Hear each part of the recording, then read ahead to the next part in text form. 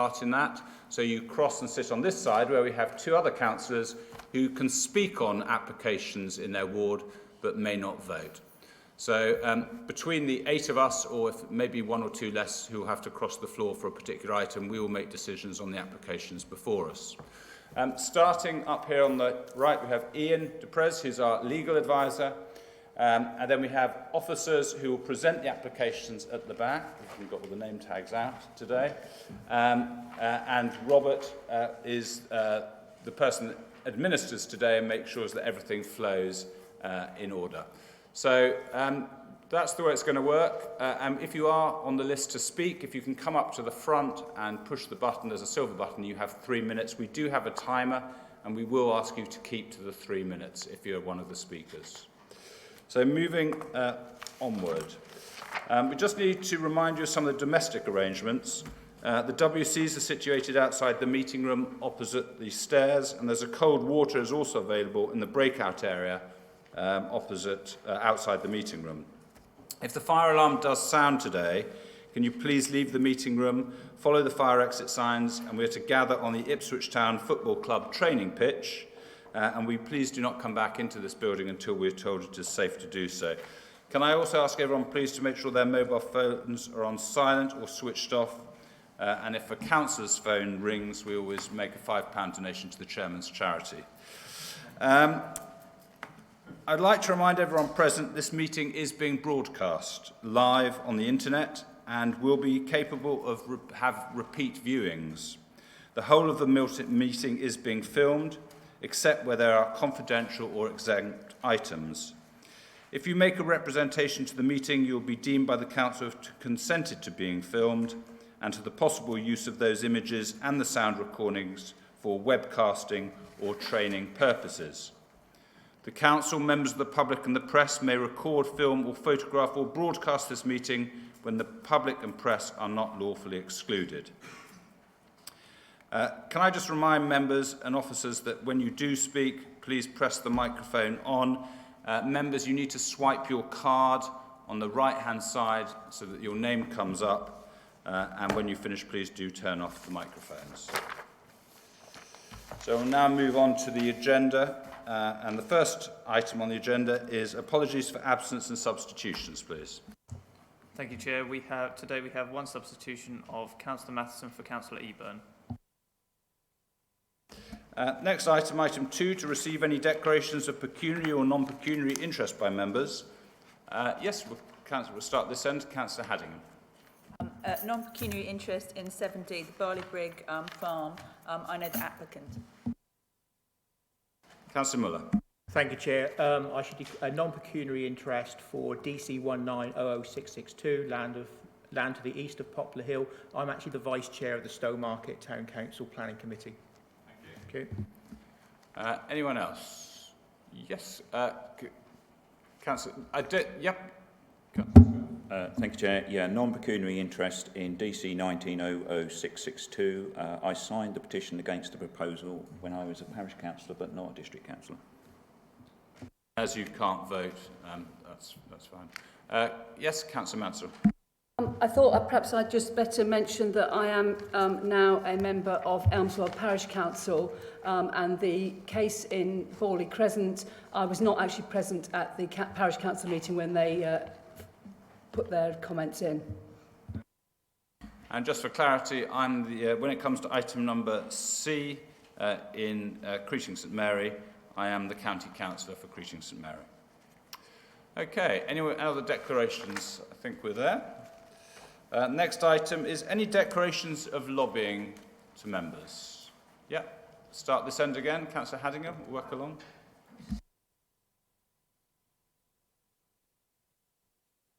Thank you, Chair. Yes, I've had emails regarding DC 1804267 and also DC 1900301. Yes, Councillor Field. Similar issue emails, I'm sure, concerning Poplar Hill. Yeah. Okay, thank you very much. Next item on the agenda, item number 4, declarations of personal site visits. Have any been carried out? No, thank you. Next, we move to item number 5, and this is confirmation of the minutes held on the meeting on the 13th of March 2019. For those members here that were part of that committee, if I just run through them. There's just a slight amendment. Slight amendment, okay. Thank you, members. Just a very slight amendment to the minutes on the declarations of interest. Councillor Haddingham pointed out to me the other day that there was an omission which has now been added, which reads as if I may, Chair. Yep. Thank you. Which just reads, Councillor Lavinia Hadding declared a non-pecuniary interest in application DC 18-05021 as she knew the applicant, which has been added to the minutes. Other than that, no other changes, Chair. So that's the only change. Okay. Are we all happy that those who are here to sign that as true record? Can we just have an agreement? Is that agreed? Yep, thank you. I'll sign those afterwards. Okay, item number 6 on the agenda is to receive notifications of petitions in accordance with the Council's petition scheme. Do we have any? Thank you, Chair. We have one petition to report to the Council which has been reported to the committee, which has already been reported to the Council, and that is for the application, the first application this morning of DC 19-00662, land east of Poplar Hill.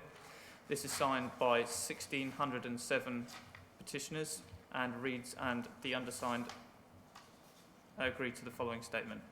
We, the undersigned, petition the Council to refuse planning application DC 19-00662, land east of Poplar Hill, as it will irrevocably damage the landscape surrounding Grade 1 listed St Mary's Church, degrade the natural and historic environment, have a detrimental impact on traffic and safety, put pressure on already overstretched healthcare services and schools, and reduce the strategic gap between Stowmarket and the village of Coombs. Thank you, Chair. Thank you very much. So we have received that petition, and that's all we need to acknowledge at this stage. Thank you.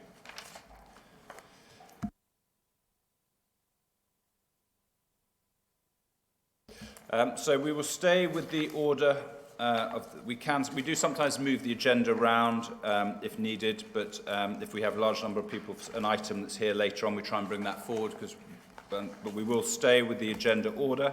So the first item is 7A, is DC 19-00662, land to the east of Poplar Hill, Stowmarket in Suffolk. And over to you to present.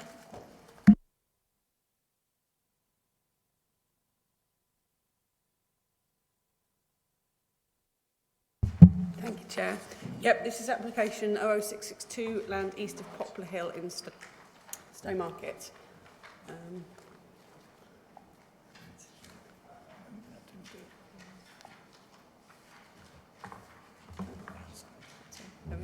This is the application site shown in pink in front of us. Extends from Stowmarket down towards the village of Coombs, with Poplar Hill running along the edge of the site. And we've got the Church of St Mary's, which is on the right-hand side of that plan, but we'll pick that out a bit further detail in just a minute. So again, this is the application site in pink. We can see to the north of the site, we're looking up to Coombs Ford and Stowmarket, and then to the south, looking down to the village of Coombs itself. Again, to the right-hand side of the application site, we're coming down towards the Church of St Mary's.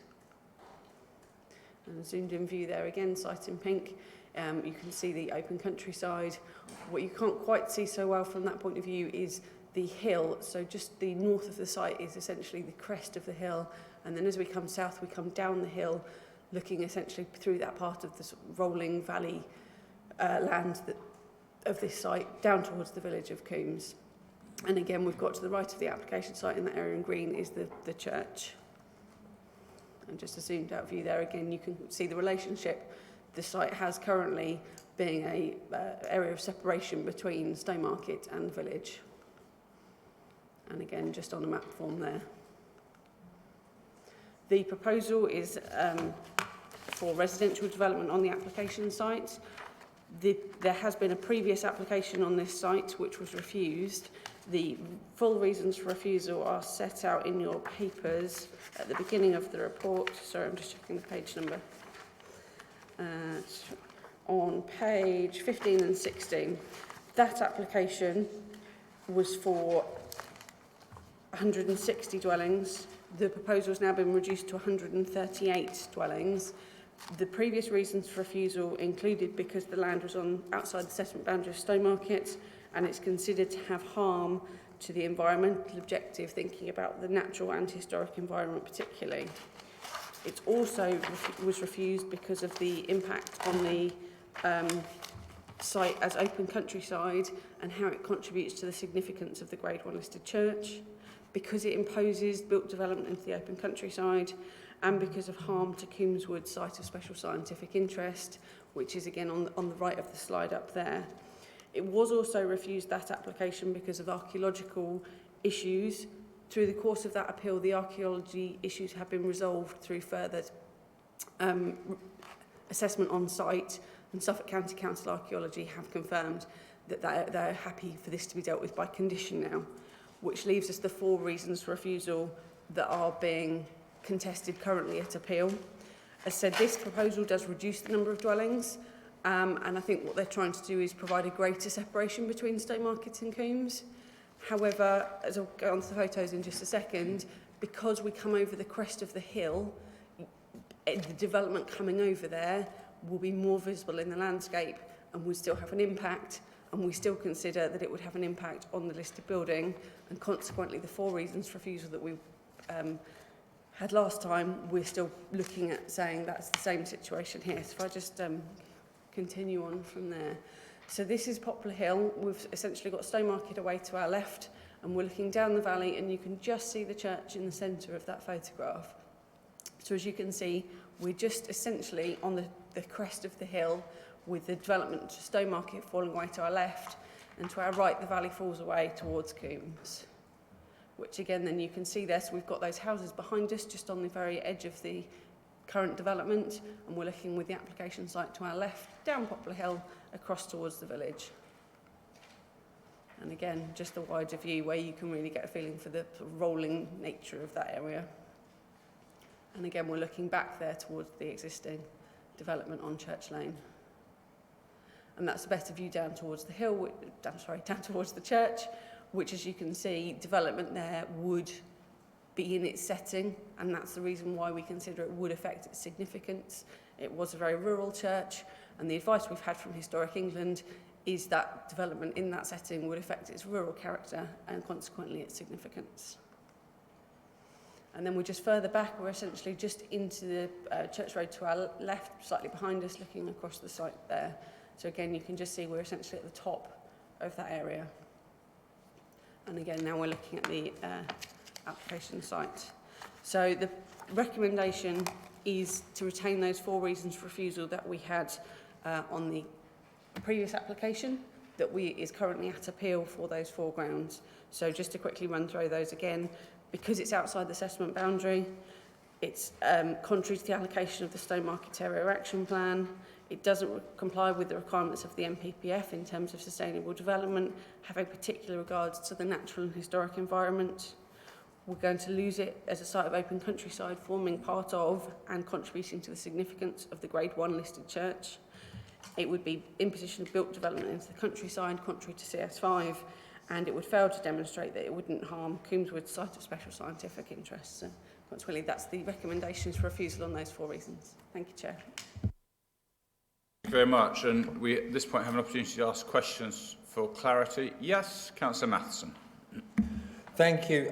Yeah, I was slightly concerned. I couldn't find in the papers anywhere a view from our landscape consultant, Place Services, on this application. I'm sure they had things to say previously, but this is a new application. Yeah, I think that's because of the appeal situation. That we've got a specialist landscape consultant who's had that discussion with me. I don't think they actually provided us formal comments, but agreed that where we stood previously was the position they would be taking, and that's the position they're defending at appeal. So does that support this recommendation? Yes, so we are defending the exact same reason for refusal on the previous scheme as proposed for this scheme at appeal. Thank you. Can I just ask about the previous application, which is currently at appeal for 160 dwellings, I believe? Can you just clarify if those 160 dwellings were actually going to be over what is on the green open space on our plan, or whether they were crammed in and it was a higher density? Yep, I can't go back to slide. They were coming further towards the village of Coombs, so there is a degree of reduction in the sort of imposition into the countryside. However, we still feel that that projection would still have that impact towards the countryside, the joining together with Coombs, the impact that would have, and the overall impact on the landscape. So yes, it is slightly different, but not significant, we feel, to change that reason. Any other questions at this point? No? Okay, so we'll move on.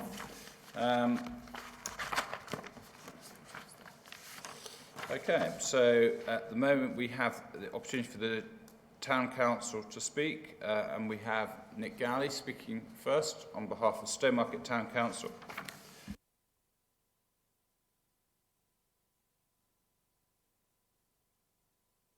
Just to be clear, because this borders two villages, we are allowing both villages to have the opportunity to speak, or both town and village, and Coombs will be next, so that both gets an opportunity. Thank you, Mr. Chairman, for affording me the opportunity to speak today on behalf of Stowmarket Town Council. Stowmarket has grown significantly in recent years with large areas of new residential development. The Town Council has a record of supporting rather than opposing such proposals, as it recognises the need to provide additional housing within the area. Occasionally, however, an application is submitted that the Town Council really cannot support, and one such is this application. In presenting the Town Council's objection, we would ask you to consider the following points. There is strong and justified local opposition to the proposals, and we wish to endorse in particular the well-reasoned observations made by our neighbours at Coombs Parish Council. We also endorse the views expressed by Historic England and Suffolk Preservation Society in objecting to the application on the grounds that the proposed new housing would have a harmful impact on the historic rural setting of Grade 1 listed St Mary's Church and the characterful landscape in which it is situated. Paragraph 193 of the MPPF means that the Grade 1 listing of this heritage asset means, and I quote, great weight should be given to the heritage asset's conservation. The Town Council believes that the size and scale of the proposed development growth is overwhelming when considered within the context of the local road infrastructure. Indeed, the Town Council feels that the proposed transport assessment and the new travel plan reflect a lack of local knowledge and appreciation of the constraints that exist. The cumulative effect of the existing bottleneck on Poplar Hill, the Edgecombe Park / Farriers Road development, and this proposal for 138 additional homes will have a detrimental effect upon the area and would lead to acute problems with traffic flow for which there is no obvious solution. The proposed primary access to the site is less than ideal on Poplar Hill, and the extent of the development is beyond that envisaged by the Stowmarket Area Action Plan. The proposed urban-style development proposal provides little opportunity for a rural transition before reaching Coombs Village. The proposals fail to conserve and enhance the natural environment or recognise the intrinsic character and value of the countryside. Therefore, we endorse the comments made by Suffolk Wildlife Trust, highlighting that the application site is located within approximately 500 metres of Coombs Wood site, which is one of special scientific interest, the wood being a Suffolk Wildlife Trust reserve, and that the proposals could have a harmful effect on the wood. Because of its hillside location, this development would be highly visible and have a detrimental impact on the rural character of the landscape. Paragraph 170 of the MPPF requires that planning policies should contribute to and enhance the natural and local environment. Finally, the Town Council objects to the provision of a small pocket play area, which in its experience adds little in terms of play value for the local community, as evidenced by the many underused play facilities that exist across Cedars Park. It believes the developer contributions... I'm sorry, but the time is up, so could the last sentence, Yeah, please? I am. It believes the developer contributions should be allocated to more valuable and sustainable community facilities than the one proposed. Thank you. Thank you very much. Do we have any questions for Stowmarket Town Council at this point?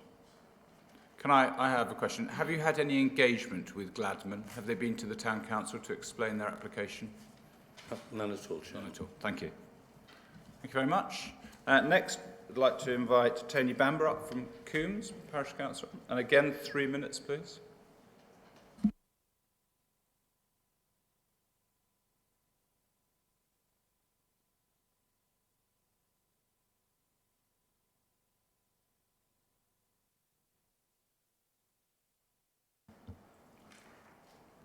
Mr Chairman, thank you.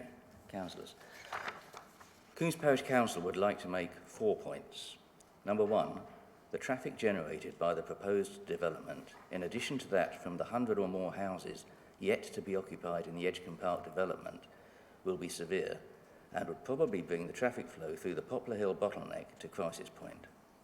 This alone, we think, justifies refusal on the transport grounds in NPPF paragraph 32.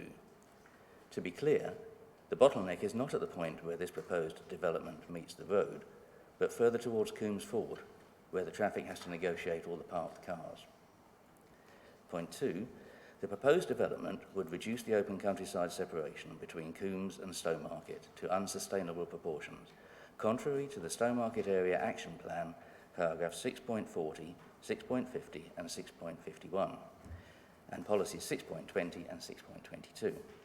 It also fails to recognise the intrinsic character of the countryside, contrary to NPPF paragraph 17, and fails to conserve or enhance the local character of this part of the district, contrary to policy FC 1.1 of the adopted core strategy focused review. Point 3, the County Landscape Planning Officer, commenting on the Edgecombe Park planning application, reference 1492/15, described the site as being, quote, in an elevated and visually prominent location, unquote. That same letter acknowledged that the layout proposed in that application, quote, has responded to this by using this area for public open space and not for housing, unquote. This present proposal would negate all that careful consideration and destroy a much loved and valued landscape, contrary to NPPF paragraph 109. The 4th point, the impact on the setting of St Mary's Church, a Grade 1 listed building, would be substantial, eroding the visual value of what has been described as probably the most important church in all East Anglia. We therefore urge the Council to reject this application. Thank you. Thank you very much. I'd just like to ask you the same question. Have you had any correspondence or have they been to visit you with their plans, the applicant at all? No. No, thank you. Any other questions from members? No? Thank you very much.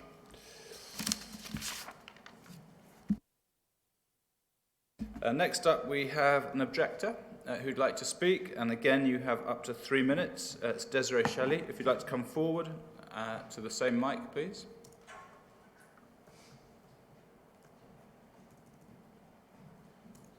And when you're ready.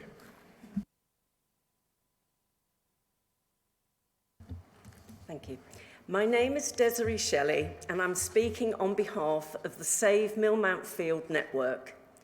Opposition to this development has swelled. Our second petition was signed by more than 1,600 people in Stowmarket, Coombs Ford, Coombs, Little Fimbra, Battersford and Moats Tye, demonstrating the wide impact this application has on our community. You will have seen that our petition and the 310 objections sent to the Council raised valid concerns about road traffic and safety and overstretched healthcare services and schools. Today, my focus is on 3 other key issues: the impact on St Mary's Church, the landscape, and the separation distance. We believe that Millmount Field is an important piece of a countryside jigsaw, without which we lose much more than an agricultural field. It forms a vital part of the setting of Grade 1 listed St Mary's Church. If developed, the only remaining unobstructed view of our church in its historic rural setting, with ancient Coombs Wood as a backdrop, would be lost forever. A narrow sightline through a housing estate is no substitute. St Mary's is, historically, one of the most important churches in East Anglia. It is also close to our hearts as a place where we mark our rites of passage and bury our loved ones. The field enables people leaving Stowmarket on foot or by car to enjoy an uplifting panoramic view of clay hills and a glacial valley. This cherished vista, Stowmarket's only scenic gateway, would be almost completely blocked. The field is surrounded by a network of public footpaths and quiet lanes that link Coombs Ford and Coombs Village with St Mary's, Coombs Wood, Church Meadow Nature Reserve and destinations further afield. These much-loved walks offer attractive countryside views and sightings of flora and fauna. This development would be a prominent intrusion into rural countryside and much diminish these views and the sense of peace and tranquility, which is good for body and mind. Millmount Field forms the major part of the separation distance between Stowmarket and Coombs Village. It protects their distinctly different identities. The physical gap would be radically reduced, and because of the valley, the visual gap, as seen from both ends of Poplar Hill, would be completely wiped out. The government consultation that led to the current NPPF was called Planning for the Right Homes in the Right Places. Millmount Field is quite clearly the wrong place, and we ask you to reject this application. Thank you. That was to the second 3 minutes, so you must have rehearsed it. So well done. Thank you very much. Do we have any questions at this point? No? Thank you very much. Okay, so next up we could have a supporter, but there's none that wishes to speak, and we could hear from the applicant or the agent, but they are not here today. So we now move to the ward members. We have Councillor Keith Scarf and Councillor Gerard Brewster. The order in which you go, over to you. Thank you, Mr. Chairman. Yes, I have read through the papers relating to this application. There is really very little difference from the application DC 18-02380, which was refused on the 26th of September 2018. A reduction in house numbers? Yes, but only really by a meagre 22. This certainly doesn't mitigate any harm to the setting of the Grade 1 heritage asset of Coombs Church, nor does it prevent further isolation of the church from the main residential area of the parish whose name it serves. This development of 138 houses, if approved, would reduce the separation buffer between Coombs and Stowmarket, which Coombs Parish Council, Stowmarket Town Council, as well as the Stowmarket Area Action Plan policies look to preserve. I note the Historic England paper, page 58, speaks of the even reduced number of 138 modern housing development site detracting from the church setting.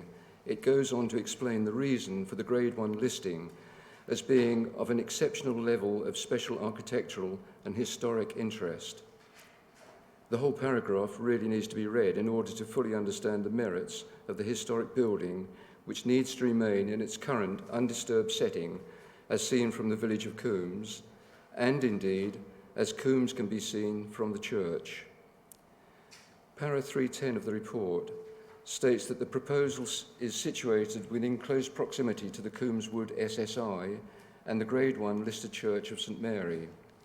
The proposal would result in less than substantial harm to the heritage asset, not outweighed by public benefits, such that the proposal would result in harm to the environmental objective of sustainable development. My personal view is the application site landscape provides the setting for the history of the church and also the breathing space between the two communities. Para 3 then goes on to speak about the SSI, which I will now turn to. Coombs Wood is a botanically rich wood, which has roots stretching back to the Domesday Book, not literally, I think. That in itself surely accounts for its reason for being designated an SSI. It is a delightful area to walk through, but also needs a level of protection to safeguard its wonderful environment and the flora and fauna that can be found there, many of which are quite rare. The applicant speaks of other footpaths in the vicinity which people would walk on with their dogs. However, of course, he has no control on where people will walk. And to be frank, Coombs would, if I still had a dog to walk and didn't realise the implication of the SSI, would be my choice. In the last application, the applicant had seriously underestimated the number of dogs that would be walked by their owners in this area. This was fully corrected by Suffolk Wildlife Trust. The additional risk that this development would bring to Coombs Wood and its biodiversity is just too great, and the area must be protected. I realise that Suffolk Highways remain fairly relaxed about the highway infrastructure that would serve this site if it were to be approved. However, the concerns raised do hold some weight. Poplar Hill itself is a busy road which has traffic calming measures, and also generally a number of parked cars are parked in various spaces, as has been mentioned, certainly to the lower end in the Coombsford area. I understand these are also recognised as traffic calming measures. Question that. These measures are the reason that considerable traffic uses two other roads as technically a rat run. Hillside is a 1930s road which at most times has cars parked on one side of the road and appear for the majority of the time to remain there all day, and even worse in the evening. Although some widening was carried out a number of years back, it remains basically a single carriage road, and don't go there when the waste is being collected. Verneuil Road, leaving to Edgecombe Road, the latter being a circa mid-1960 road, again, it's not a great width and congested much of the time with parked cars, often difficult to negotiate. These highway concerns are real, not made up. Given that Farriers Road will soon also be connecting to Poplar Hill, almost opposite to the proposed highway connection from this application site, will only create greater problems to these highway issues. Whether those issues are considered substantial is, of course, in the hands of the county. From my cabinet position of economic growth, I would normally, all things being equal, with the right homes in the right places, etc., be supportive of an application. However, these are the wrong homes in the wrong places, so I have no hesitation in going to continue to what I shall say. Members, I fully support the views of Stowmarket Town Council and of Coombs Parish Council, as well as the representative of Millmount Field. To an even greater extent, I would like to thank Gemma for her report, her presentation, and her recommendation. And I ask you members, after your considered opinion of what is before you, to refuse this application as per the officer's recommendation. Thank you, Mr. Chairman. Thank you very much. If we have the other councillor to speak, then we can have questions of the councillors at the end. Thank you, Chair. As Joint Ward Councillor, I urge the committee to reject this application. In the National Planning Policy Framework, there are three key dimensions or objectives regarding sustainable development: economic, social and environmental. Amongst the many reasons for refusal, as we've heard, are 1. The setting of the Grade 1 listed St Mary's Church. If granted, this application would result in harm to this historic heritage asset, and it would completely alter the setting of this church. The close proximity to Coombs Wood SSI, the proposal risks harm to this unique and treasured area. The proposal results in an intrusion into the countryside and would close the gap between the settlements of the town of Stowmarket and the village of Coombs, two entirely different settlements. This is in direct conflict with Mid-Suffolk's core strategy and the Stowmarket Area Action Plan. The proposal falls in the countryside and therefore conflicts with the core strategy CS1 and 2.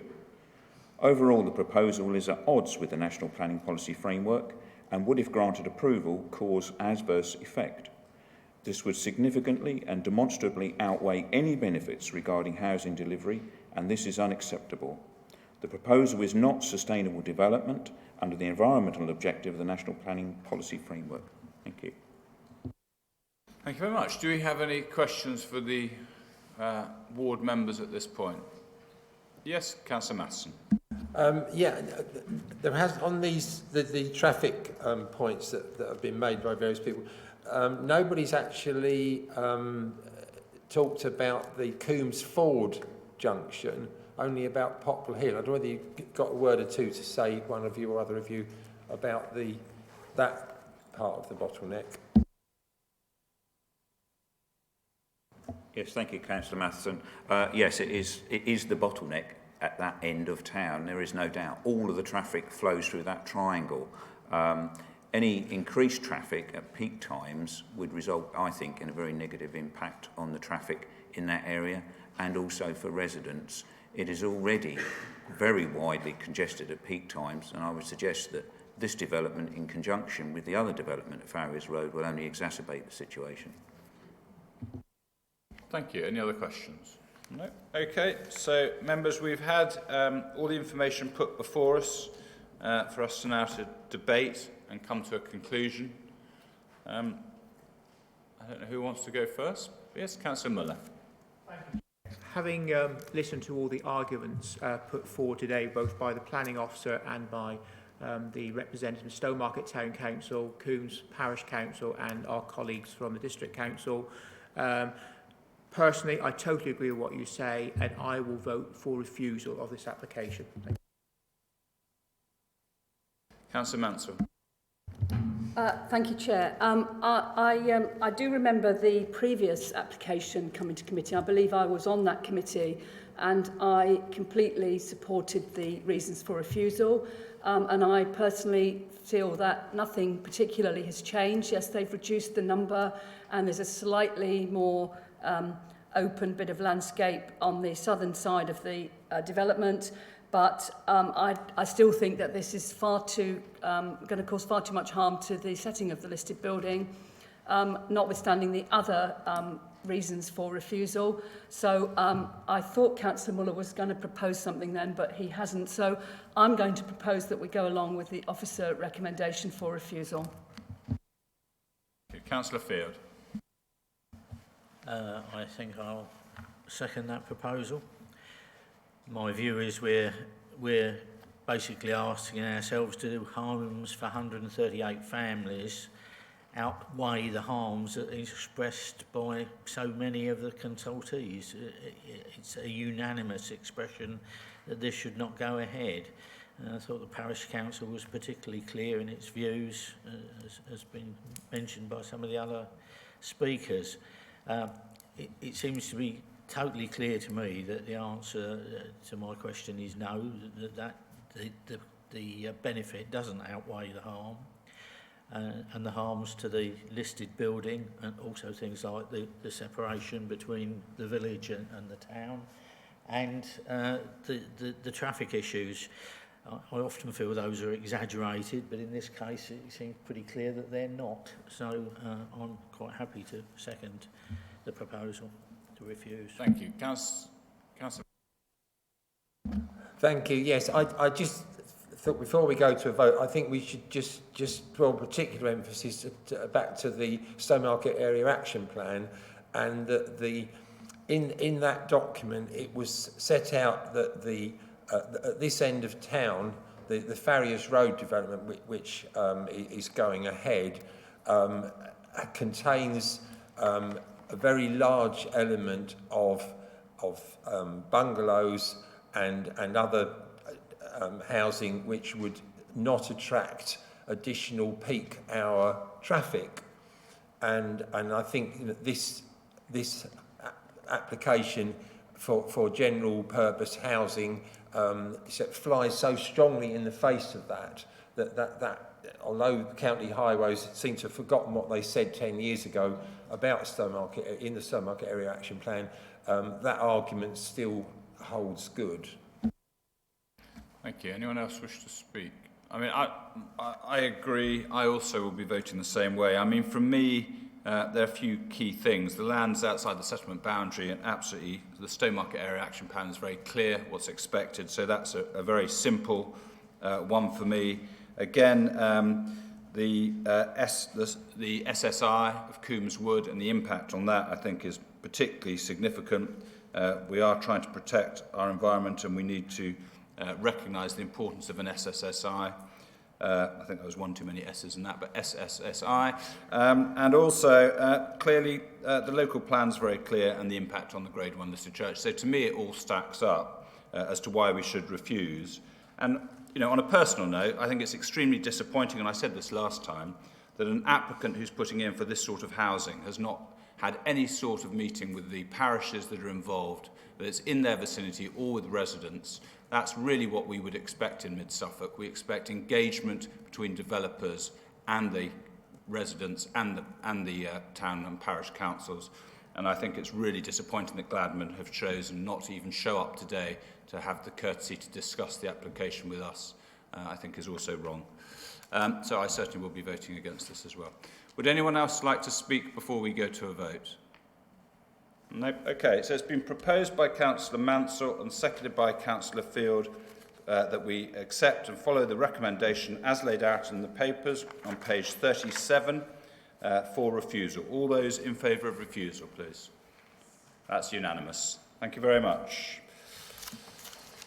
If you are leaving, if I could ask you to leave fairly promptly, because we've got lots of other items on the agenda. We're going to move straight on to item number 2, which is the land of East Borley Crescent in Elmswell, DC 1804267.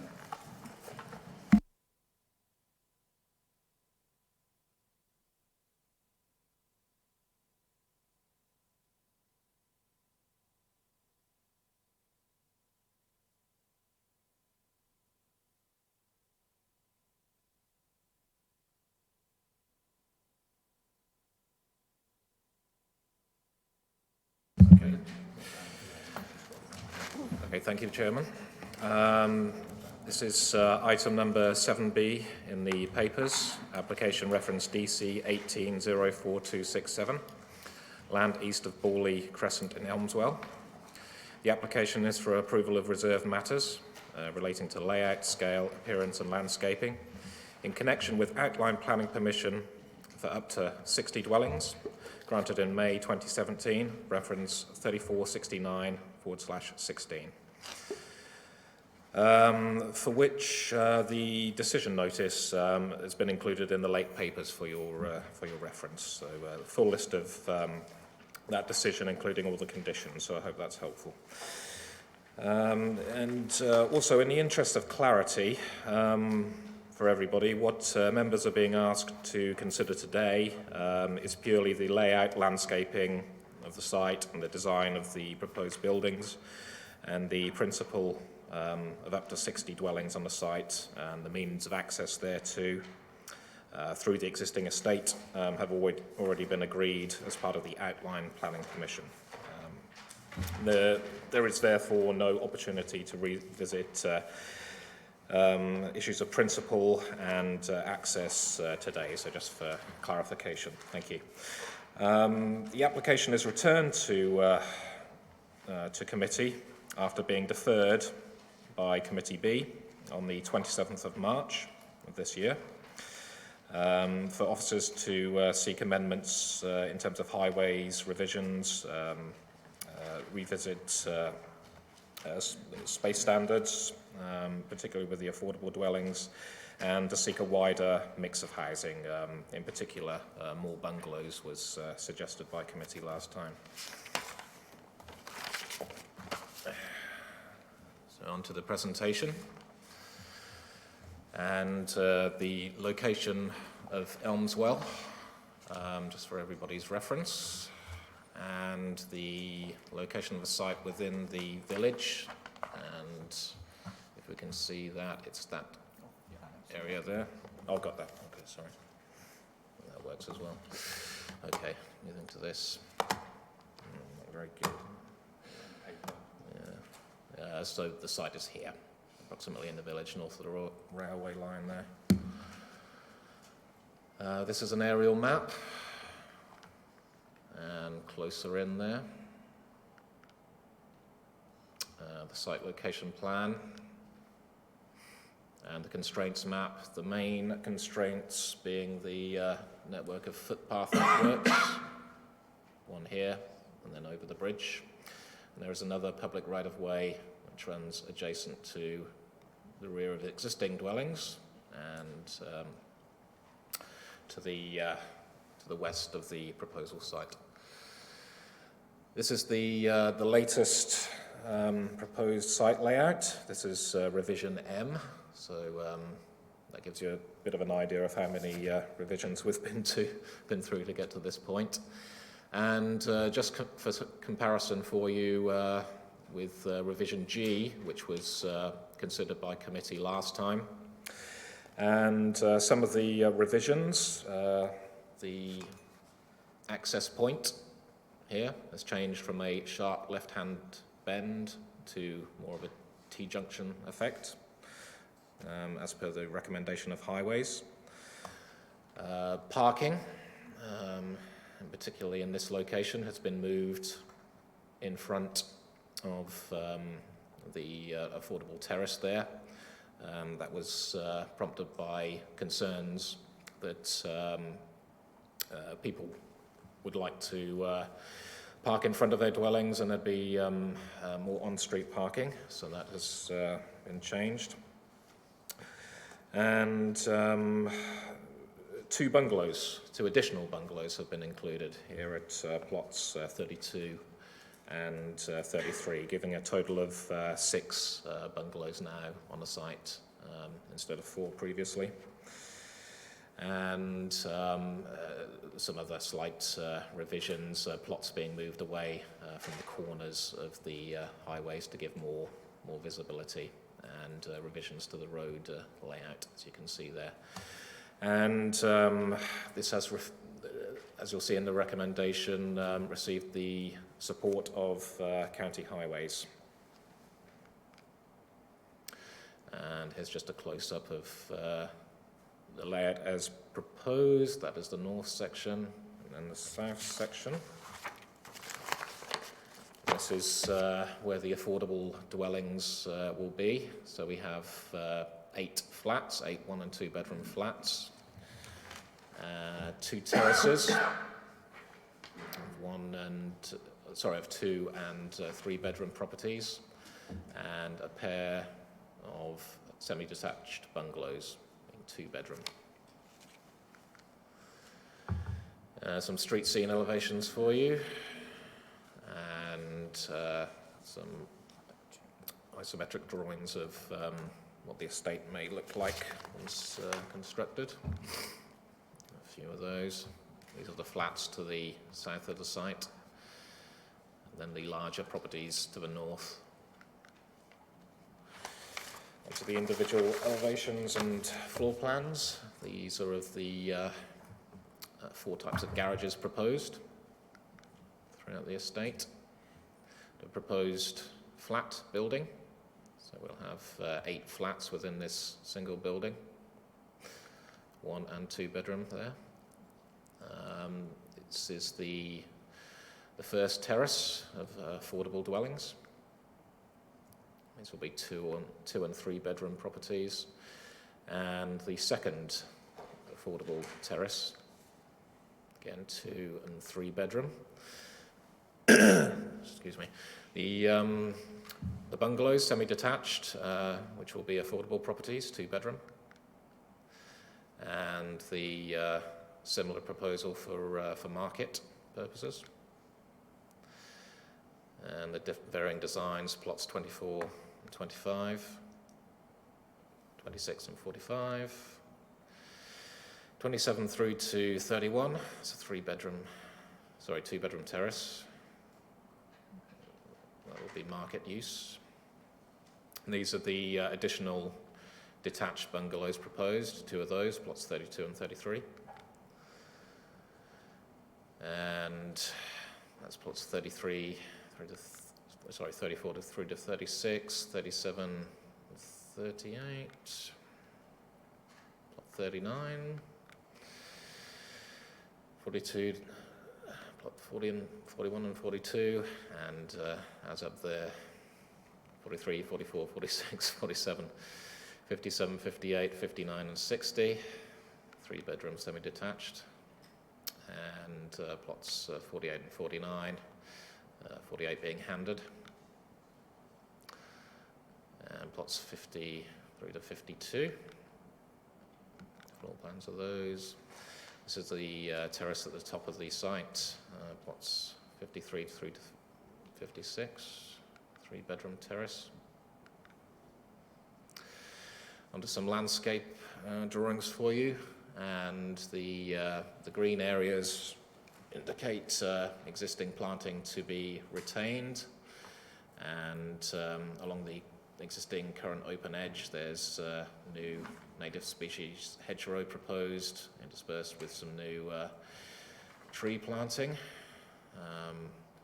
and existing existing retained along the north, as I've said. Going through the site and to the south, to the railway edge. This shows where the refuse and recycle bins are proposed for presentation. And each dwelling has access to the rear gardens, so those can be taken off the streets when they're not required to be presented. And they're outlined in yellow there for you, and the presentation points would be.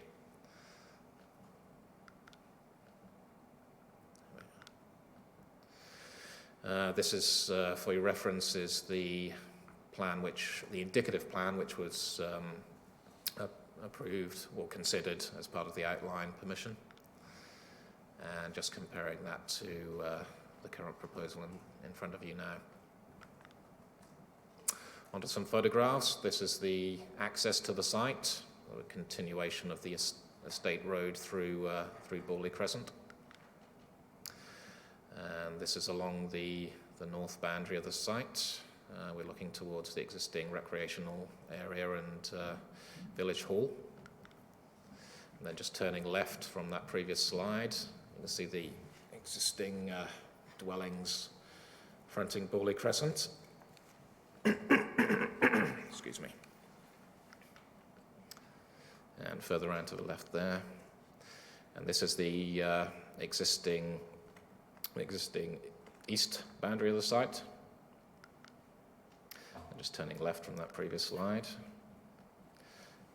And looking back north from that point.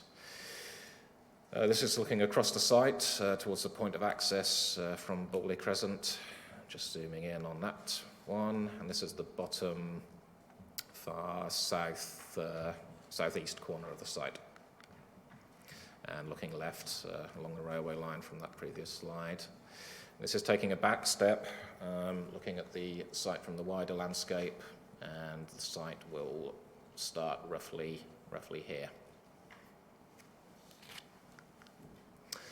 And this finally is the thin finger that you saw of red, which is the public footpath connection to the main highway, which was secured as part of the section 106 under the outline.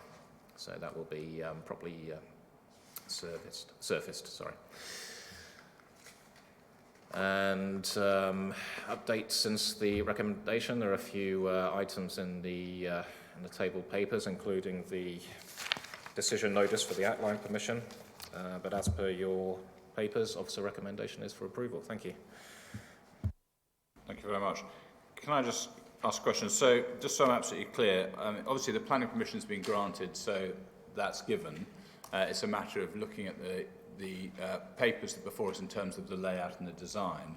Is there anything that hasn't been changed that the last committee, when they sent it away, because they weren't happy with it, deferred it, that hasn't been actioned?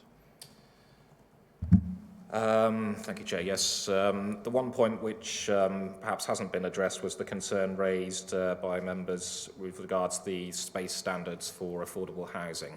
Now, those are outlined in red in the bundle, in the comments received from the strategic housing officers. And we have requested that those be altered, but...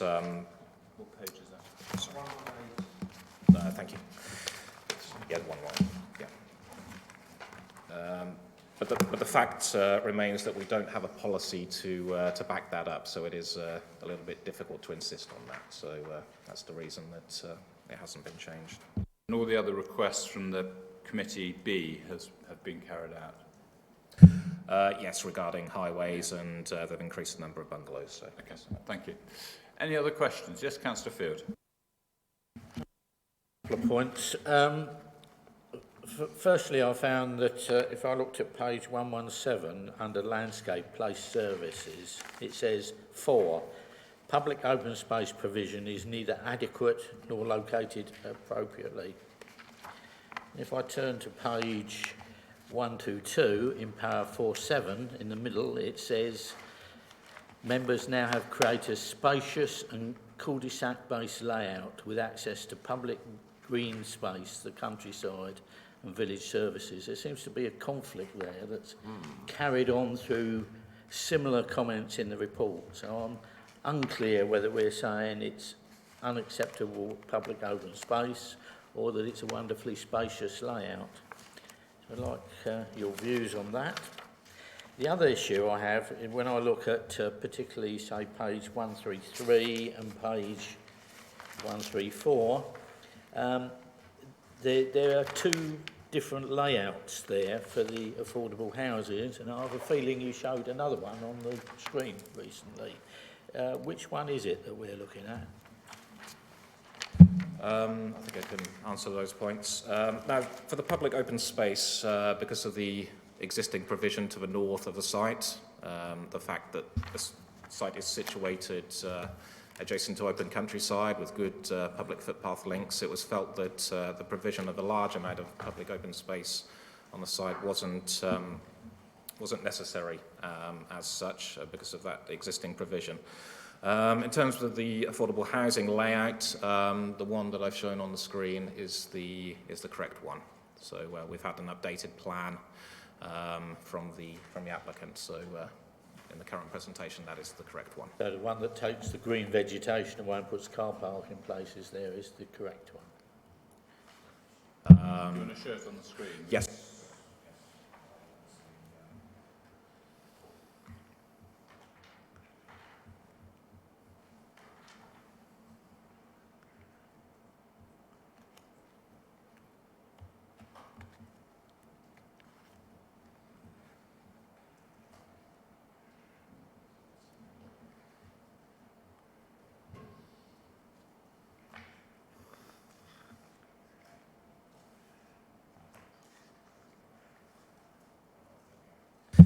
So this is the correct plan, and parking now in front of the terrace, that's following Highways comments in the interest of avoiding on-street parking. So that's the reason that's been changed. Thank you.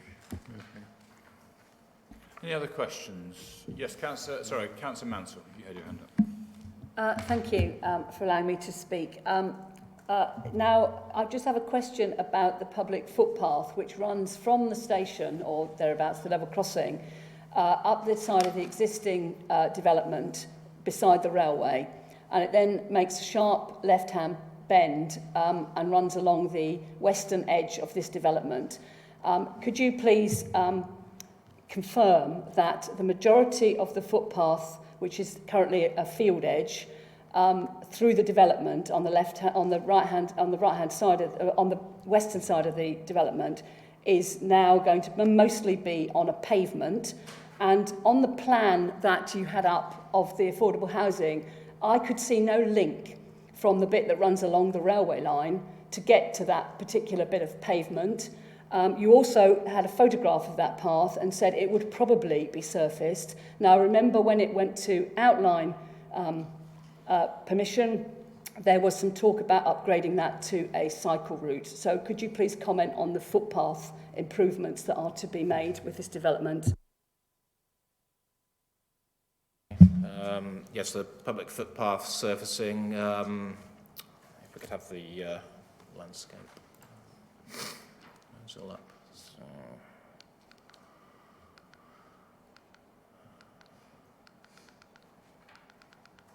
I'm going the wrong way.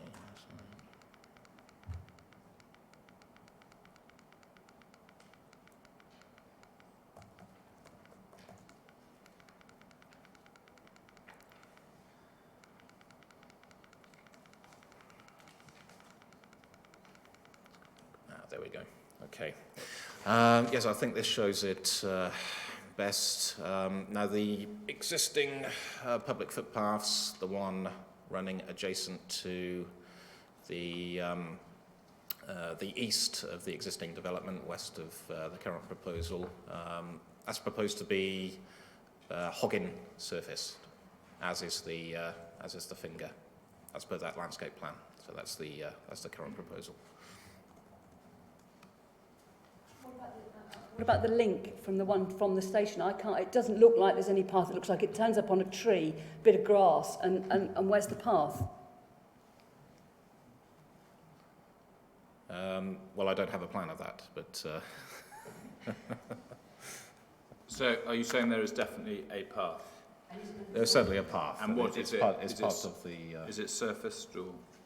It's proposed to be surfaced under what we had under the outline, under the Section 106 agreement. So it's under the Section 106 agreement, it's already there in the outline? Yes, it's been secured. Councillor Matheson. Yes, are we now getting the brick walls that that the landscaping consultant is asking for? This seems to be actually kind of a new general standard that they're coming up with, that boundaries that meet the public realm should be brick walls. That's on page 117.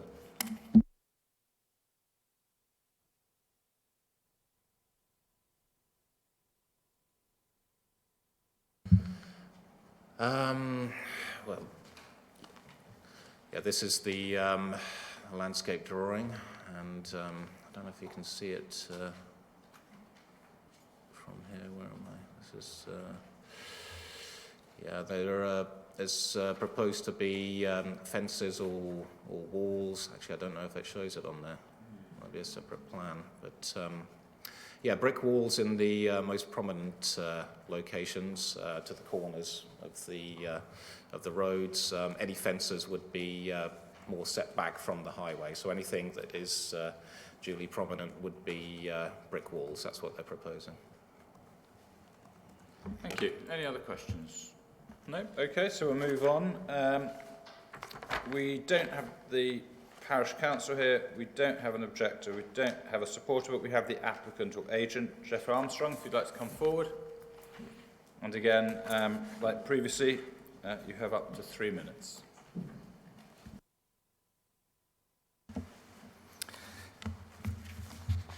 Thank you, Chair. Good morning, everyone. My name is Jeff Armstrong. I'm the planning consultant working on behalf of Orbit Homes. Following the deferral of the application on the 27th of March, we have worked closely with your officers, as you've heard, and the Highway Authority, and significant revisions have been made to the proposals in order to satisfy their concerns. First, in terms of highways, as has been explained to you, we've now provided a T-junction at the site access, a raised table, and a number of other amendments to the internal road geometry, visibility, and the positioning and dimensions of the parking spaces. The Highway Authority have confirmed that the revised layout provides an acceptable arrangement which accords with their standards and raised no objection. In terms of housing mix, we've provided 2 additional bungalows to bring the total to 6, which is 10% of the site. Internal space standards, it's been explained to you by your officer, you don't have any standards, any policies to require those standards at the moment, but I can confirm that the bulk of the properties are just about in line with the standards, and some actually exceed the standard. So there's no issue that we are trying to produce something which is substandard in terms of space going forward. In terms of amenity space, the scheme has been amended in order to provide an area of private amenity space for the flats, which I think you've seen on the layout, plots 1 to 8. In terms of boundary and surface treatments, the Council's landscape consultant has raised no objection insofar as the proposal relates to boundary landscape tree planting, and the rights-of-way officer has requested for all footpath routes within the site to be surfaced in Hoggin, which has been addressed on the submitted plans, and as you've heard from your officers today. I just want to maybe pick up a couple of points from early discussion. In terms of the open space provision, it was agreed at the outline stage that given the proximity of the site to the open space provided within walking distance of the site, that there was no need to provide anything on site, and that we should focus the open space to the boundaries of the site and in areas around the flats, which is what we've done. The public right-of-ways, which again you've discussed, they will be upgraded, and the Hoggin has been agreed. and the upgrade will be from the site to the road, to where the railway line is. Albeit outside of the red line, it is secured as part of the 106 agreement. And in terms of the comment on the brick walls, it is our intention for boundaries on the common boundaries to be provided in the form of brick walls, not fences. So I don't think it's shown on those drawings at the moment, but it is shown on other drawings which we have submitted. The revised scheme, I would suggest, responds to all of the previous concerns raised by members, and the proposal has no outstanding objections from statutory consultees. Officers have carefully considered the revisions made since the application was deferred and have recommended it be granted. I therefore respectfully request that members consider this application favourably. Thank you. Thank you very much. Do we have any questions at all? Yes, Councillor Masson. Yeah, although I was actually on the committee that looked at this previously, although you've now added 2 more bungalows, I think the number of bungalows is still less than the number that you discussed and engaged with the parish council, and so they are still not happy. I was wondering why can we not actually have the number of bungalows that you originally envisaged and suggested would be the case to the parish? I think, as I've explained to the parish, because we've obviously met them quite a few times during this process, the original outline had an indicative layout with an indicative mix on. The scheme has now been passed on to Orbit Homes, and they've reviewed the site, and from their perspective, the provision of 6 bungalows, along with the other mix of 2, 3 and 4 bedroom dwellings, provides a wide and varied mix which meets anticipated and housing needs in that particular area. So we think 10% of the site actually is a reasonable provision for bungalows in that area. It's certainly the largest percentage which any scheme has provided in percentage terms going forward in Elmswell. So we haven't ducked the issue. I would say that 10% is a generous provision. Thank you. Any other questions? Councillor Field. Can we just return to footways for a minute? I'm looking at our report, page 132 and 133, which are 2 halves of the plan. Am I correct in thinking that the brown-coloured footways are tarmac surfaced, or whatever it is, asphalt surfaced, and the grey-coloured ones are hogging? And if so, returning to the point of the link to the route beside the railway, the brown-coloured surface appears to go around the right-hand side, going in of the entrance, and then it sort of disappears under a load of trees. There's vague signs that there might be a footway under there, but it's certainly not coloured either grey or brown. So what is the intention in that area? The grey and brown within the main layout itself would be tarmacked. All it is an architectural. Some are brown and some are shown as grey. But because the hogging would be effectively running along the existing link along that boundary which we were discussing earlier, and then would then follow down the other right of way to the railway station. So the hogging would be the correct.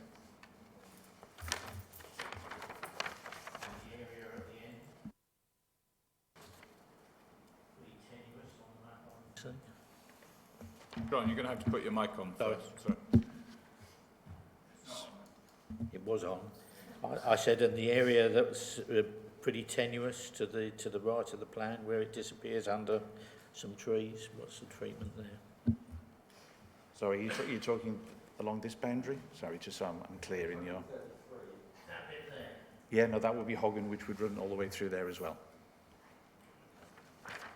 Thank you very much. Any other questions? Yes, Councillor Turner. Can I just ask, is there any provision made for wildlife to get through the brick walls, such as hedgehogs? Is there anything sort of being put in place, like hedgehog tunnels and things? It's just something that's going to probably be coming sort of because of the, our diversity, lack of diversity problems, and it's just something that Suffolk Wildlife Trust were talking about at Nature Conference, and it's something that people don't think about, but it might be worth having a think. Yes, I appreciate the question, and we weren't asked to provide any such tunnels.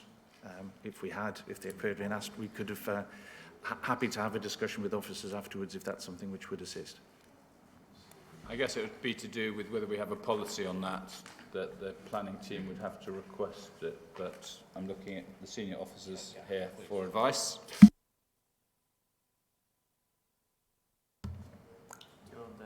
Oh, I'm on that one, that's fine. Technology.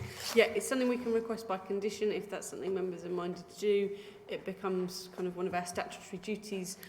I can't think there's a specific policy that particularly relates to hedgehog fencing, but I think as a statutory duty, if members were minded that that's something they would like to do, we could add that on as a condition. We're looking at the landscaping part under the reserve matters, so I see no reason why you couldn't do that.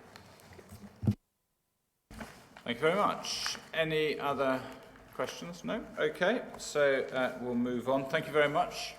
Next we have two ward members, Councillor Mansell and Councillor Gee. Councillor Mansell, over to you.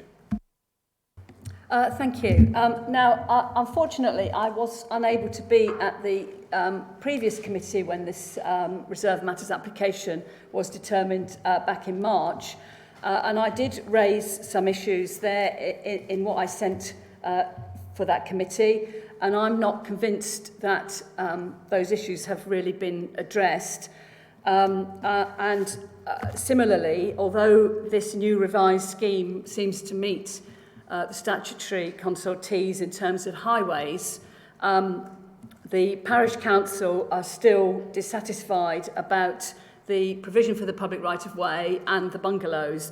Now, I'm not going to deny that 10% bungalows on this site is more than other developments in Elmswell, but when this development was first proposed at outline stage, it was not particularly popular, but residents' fears were allayed because the indicative plan showed a large number of small dwellings and bungalows, and they thought, well, we do need small dwellings and bungalows, and that's what, unfortunately, members of the public look at indicative plans and think that's what they're going to get. So, of course, when this Reserve Matters application comes in and there's a minimal number of bungalows, they're not quite so happy. So it wasn't particularly popular. I am a little disappointed in the provision for the public right-of-way, which is a very popular public right-of-way. I myself have used it on a number of occasions. I'm not convinced that enough thought has gone into where the path from the railway line, along the railway line, meets the existing path, because I do remember at outline stage that was hoping to become a cycle route so that people could get to the centre of the village without going through the housing estate, and that they could then therefore use their bikes. It now appears to come straight into the development, and there's just a patch of hogging and a bit of grass, and there's a car park. So no doubt cyclists will just bounce over the grass off the curb into the car park, which I don't think is a particularly wonderful design. I'm also a little bit confused about the fact that we're going to have a hogging strip next to a tarmac footpath, and it is very much an urbanisation of that particular footpath. And I know that the parish council have made a suggestion that perhaps the footpath be moved to the eastern boundary of this development so it maintains its sort of semi-rural nature and runs along the back of the housing, because it now, the hogging path adjacent to tarmac seems a little bit bizarre to me. I'm also disappointed that the comments from the strategic housing about the minimum space standards. Now, whilst we may not have a policy about that, we should be looking forwards. And if the affordable dwellings are not big enough, perhaps this isn't the best of designs. And although the layout has been agreed by Suffolk County Council Highways, I find it a bit odd that there's a little loop in there for people to race round, but there you go, that's just my opinion. The only other thing I have to comment on is in the report on page 118, it says there's a travel plan response, which is part of Suffolk County Council's highways response, which I haven't managed to see anywhere. So I don't know whether there are any comments about the travel plan. So I personally don't think that this so-called improved design and layout has gone far enough from the previous time it came to committee. So I am not in support of this application. Thank you. Any questions for the ward member? No. I haven't had an email or any correspondence from Councillor Geek, so there's nothing for me to read out on that. So members, that's it. We've had all the information put before us. It's over us to discuss, debate and to come to a conclusion.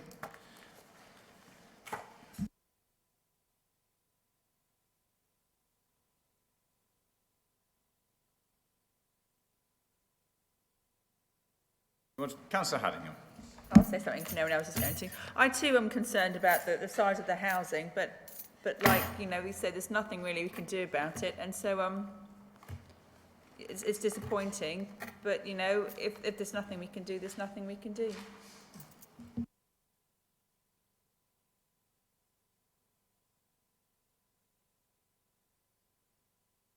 Muller. Having listened to everything, personally I agree with what Councillor Haddingham says, but I'm actually in favour of this particular application, so I would actually move to agree with the planning officer's conclusion for approval. Councillor Richardson. Thank you. Just off the back of what Councillor Mansell was saying, can I just ask the officers, would it be possible to attach a condition about the potential moving of the footpath to the eastern boundary of the dwelling to make it more sort of sustainable and continuing in its sort of rural setting?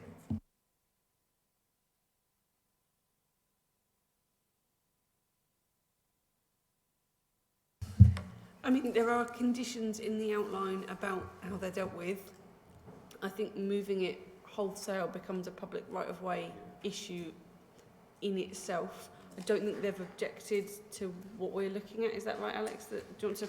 Yeah, public rights of way have been consulted. No objection. There have been a few revisions, giving it a bit more space. I think it's required to have 2 metres. They seem happy with the hog-in surface proposed. Just a point to note: they are proposing another footpath along the open boundary. Now, it won't be a formal public right-of-way, but it at least gives the opportunity for members of the public to walk along that boundary, which they do informally at the moment, as I've seen when I was on site anyway. So it is a very big undertaking to move a public right-of-way as well, and if I understand, if there's just one objection, then it needs to go to the Secretary of State. So it's you know, potentially a big issue, and there's a lot of cost in that, financial costs. So I think really what you're saying is not impossible, but very challenging. It would be a big undertaking for the developer and the county council, I would suggest as much. So probably a bit outside our remit, really. Okay, Councillor Field. Okay, I'd hate to dispute that, but having sat on the Rights of Way Committee at the county, I'm not convinced it's that difficult to move, but there you go. I don't really know what to say about this one in a way. I've looked at the indicative layout and the current layout, and I have to say I'm not particularly convinced we're moving forward. Maybe in some places and perhaps backwards in other places. So one has the fear that if we sent it back again, which direction would we progress? You know, there are comments, like the one that was made, we seem to have built a mini racetrack around the middle of the development, but we've unquestionably improved the junction with the existing road system. That was something that concerned the committee greatly, the last one. I'm sure I was on that as well, and that is clearly better. I'm somewhat concerned that there seem to be umpteen layouts of what we do with the affordable housing around, but we do have one that perhaps is the favourite one. It does seem decidedly odd that we've got a footway, a hogging footway with a footpath next to it. That seems to be taking space up for the fun of it. So I have to say that having decided to say something, I'm really not quite sure where I finish up. Supporting this in that it has an improved number of bungalows, which local people appear to want, that we have made some improvement to the road structure, that we don't want to just carry on forever wandering aimlessly around on the design space. So I suppose I have a bit of a presumption that I will support this, but that's all I'm prepared to say at the moment. Councillor Matheson. Yeah, it is still disappointing, say not only in regard to the bungalows, not only the number of affordables, but I think in terms of those affordables, the layout, there is this general recommendation that social housing should be pepper potted, and this signally does not do that. And, alas, it sticks all of the affordable housing up against the railway line. And, I'm not happy at that approach, but also I look in vain in the conditions for some really good acoustic noise protection for the social housing from the railway, which will only increase in its number of trains going past. The work is in hand on that, apparently. So, not very happy. I think, one or two other things that Councillor Mansell's added in as well. It doesn't really, it's better than it was, but really it should be better than this. No one else wants to speak? My view is I will be supporting the recommendation of officers. It came to the previous committee. The previous committee sent it away to look at making a number of changes, and we've heard from the officers that all the changes that were recommended have been made. And I think actually we need to recognise that having 10% bungalows is a positive thing. The parking was located before where the railway track was, and the previous committee asked them to move it in front of the affordable housing so that the people could go from their car straight into the affordable housing. So on one hand, they're coming to the committee with the car parking up against the railway line, then it's moved. So I don't think we can criticise them for doing that, and then it moved, and then for it to go back. That's what the committee before asked them to do. I think the crucial bit for me as well is the junction, the coming in at that T-junction. Clearly that's been listened to. They've listened to the request and they've made the changes. I accept, of course, there could always be more and more improvements, but I think also we need to recognise that the developer has sat down with our team, has looked at what's been requested, has tried to make as many changes as possible to bring the site forward. So I will be supporting the recommendation. Yeah, Councillor Haddingham. Yes, so I'd like to second Councillor Muller's recommendation that we, perhaps with some mitigation for the noise from the railway line, with the affordable housing. Can you just touch on the acoustic barrier, because you do see acoustic barriers in the fence way and things like that, or how would that work, and how would that be conditioned if that was the wish of members? Well, I'll refer your attention to the outline planning permission. There is a acoustic and noise condition already on the approval, which we're looking at. That is in hand. That we're in discussions with environmental protection, and so what we're saying is that's already covered in the outline. Yes, Fine. but not fencing, Chair, but just acoustic. Yes, I think it's covered. The acoustics are covered in the outline. Okay. Anyone else wish to speak before we go to a vote? Yep, Councillor Matheson. Yeah, I accepting that the acoustic issue is dealt with. Whether it's sufficiently dealt with, I'm not so sure, but it has been done. I suppose the other thing that we'd be looking for the proposers to accept would indeed be the hedgehog gaps in the boundaries in lots of places. Are the proposer and seconder happy that we have a condition in there that's appropriate? I've got no objection to that. Thank you. Councillor Haddingham? Yeah. Okay. So can we add an appropriate hedgehog-friendly entrance and exits? think is what we're looking for. Yep. Okay, so on that basis, I think we'll go to a vote as no one else wishes to speak. All those in favour of the recommendation as laid out in the papers on page 124 with the additional hedgehog access, all those in favour of the recommendation, please. That's unanimous. Thank you very much. Okay, we're going to take a quick 5-minute break and start again at 11:05, please, on the next item.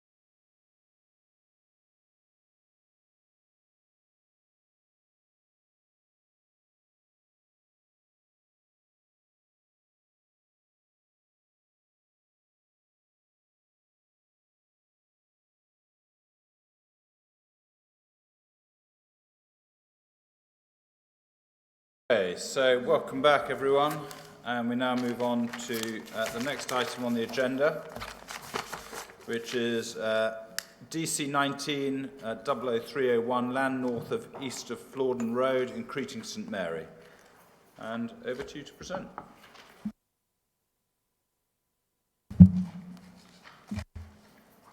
Thank you, Chair.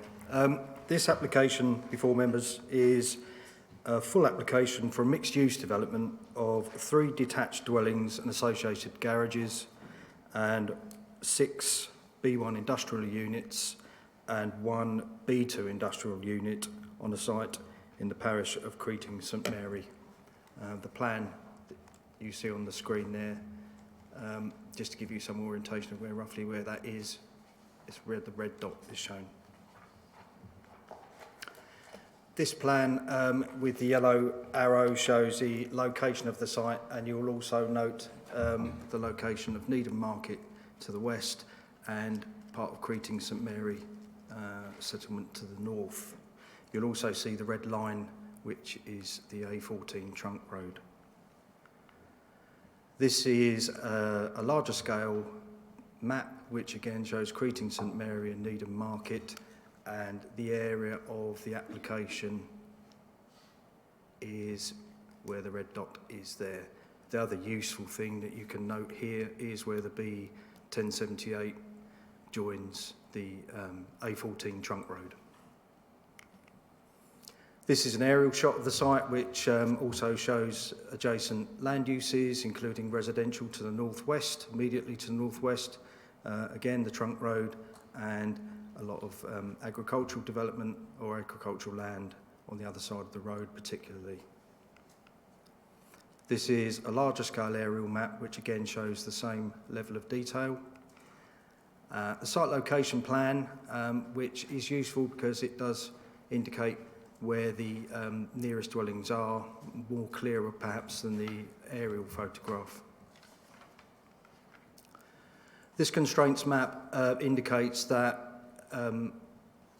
ecology or biodiversity has been found on the site previously. There's indication of protected species have been found previously, which is indicated by the triangular point there.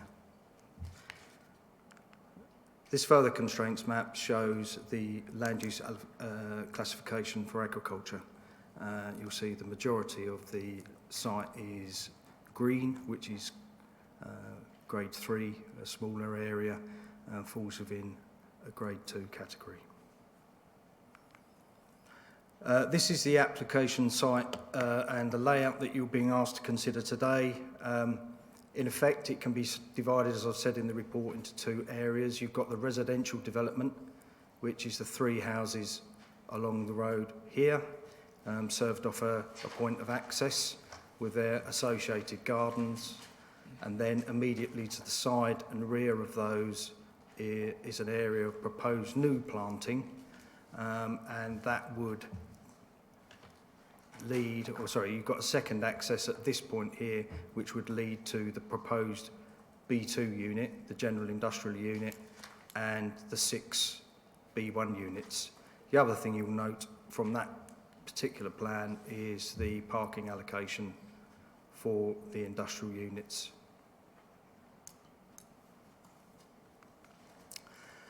This is a plan of the proposed dwelling on plot 1. You'll see, as I said in the report, it follows a vernacular approach, a traditional formed dwelling, 1.5 stories, in effect a chalet, constructed of brick and tile with dormers in the roof. Similar approach taken for the central dwelling and the one at the other end, plot 3. Again, the outbuildings, garaging that would serve 2 of the dwellings follows that simple vernacular approach in terms of design. This is the proposed plan and elevations of the B1 units. You will notice follows a more contemporary design, which is a mono-pitch roof, metal-clad walls and a metal roof. There is also a brick plinth detail, The thing I'd like to point out on this, as I've mentioned in the report, is as well as the 3 units here, you've got 3 larger units, these ones, which also include a level of mezzanine storage towards the rear. This is the proposed B2 unit. This is the unit that the applicant wants to actually construct and relocate his business to. Again, it follows the contemporary approach, contemporary design. It is what it is. It's a large unit, but it's broken down incrementally into individual elements to try and deal with the overall volume. So therefore you have a 2-storey administration area here, for example, which adds interest to the overall appearance of the building. This is a floor plan. Again, you won't be able to see that in too much detail of how the B2 unit works. And this is a first floor plan as well. This is, as I said in the report, there's a notable topography change across the site from the end where you have the A14 down to Florden Road. So that's a section through the site with the B1 unit there and the residential. This is a section through the site with the B2 unit ghosted, which again shows that the area which the B2 unit would sit on is higher than the area that the B1 unit would sit on slightly. But that reflects the topography of the site. This plan shows the required accesses to the site. It's part of an assessment that was submitted with the planning application. There's a single point of access, as I said, to serve the residential units, a further point of access to serve the commercial. Unfortunately, you can't quite see them clearly enough, but there are lines drawn from the centre of both of those accesses which demonstrate that the visibility displays can be achieved across highway land, which is a key consideration. There's no third-party land involved. This drawing here is reflecting of that, where it shows the area of green as being the land within the highway. So moving back to the previous plan, for example, the chord of the visibility display on the entrance to the commercial element goes straight down at this point, and that falls comfortably through green land that forms part of the highway. Some quick photographs of the site. This is looking up Florden Road towards the housing, the existing housing that's along the road, an existing field gate. This is the existing boundary between the site and the adjacent dwelling, the nearest dwelling. This is pointing the camera towards the trunk road. You can't see the trunk road because of the rise, but it does give some idea of the difference in height between the front and the back. And again, the approximate location where the dot is, of where the where the B2 unit would go, that does give an idea of the topography, rising topography towards the rear.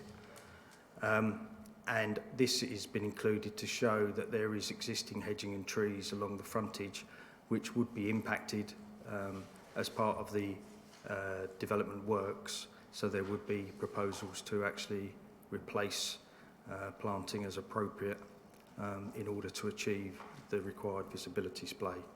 Lastly, I'd like to show you a slide which obviously I can't take a photograph from the A14 because it'd be too dangerous, but this is taken from Google Earth, which gives you an idea of the height difference between the A14 and an approximate position of where the site falls, which is roughly where you see the fencing in that location there. The other thing I should have mentioned, well, I'll go on to mention, is that we've had a late representation since the application was submitted, which is in your, after the formulation of the committee report was in your tabled papers, which deals specifically with the issue of the traffic regulation order.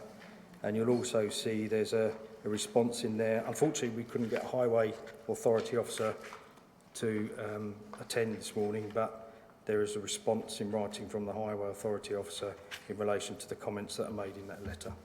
Thank you. Very much. Do we have any questions? Yes, Councillor Halligan. Thank you. Bradley, can you, on any of the maps or anything, show me where the nearest other industrial or commercial buildings are? I don't think I have a map to actually show you that.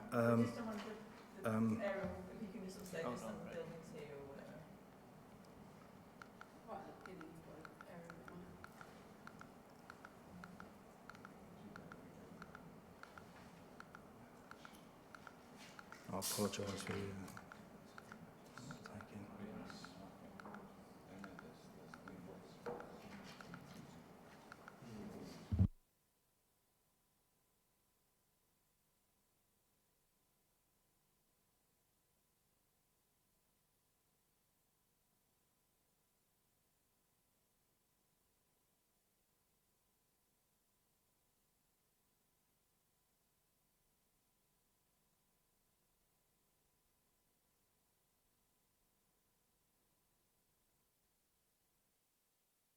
Really is in Needham Market. Just off the bottom of that plan, I think, isn't it? It's like right at the bottom. Sorry.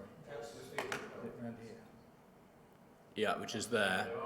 And then there is a Brahini site along that road, which is the one I'm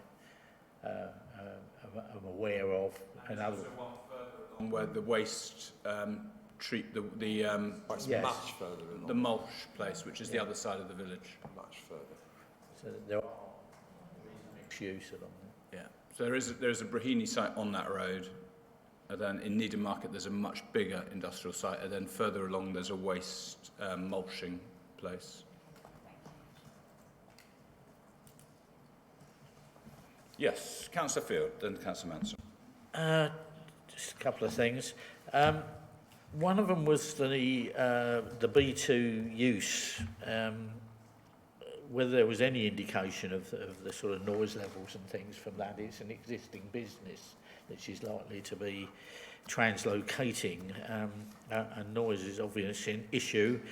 You might argue you're right up against the A14, but as you saw in the picture, that's in a somewhat of a cutting, and to the best of my knowledge, you don't get much noise on the Flaundon Road from that road. I probably should declare I do know someone in one of those houses a bit further along, so I have visited the area and am aware that there's not a great deal of noise. So is there likely to be much from the B2 use? The other issue is there any restriction on the number of employees who would occupy that B2 use? The car parking is there. As we all know, it can be a nuisance if you suddenly find someone with 100 employees who wishes to occupy the entire local road network. So there's two questions there. The other one I had really was about the entrance. So the last time I seem to remember this come forward, there was a lot of fuss about the entrance and should it be configured to encourage HGVs and things to move in one direction only, i.e. towards the A14. I didn't see anything about that in this current plan. So there's a couple of questions there. No, this application has been before us before, hasn't it? And at that time there was a lot of fuss about the entrance and what you could or couldn't do to ensure traffic went in the right direction.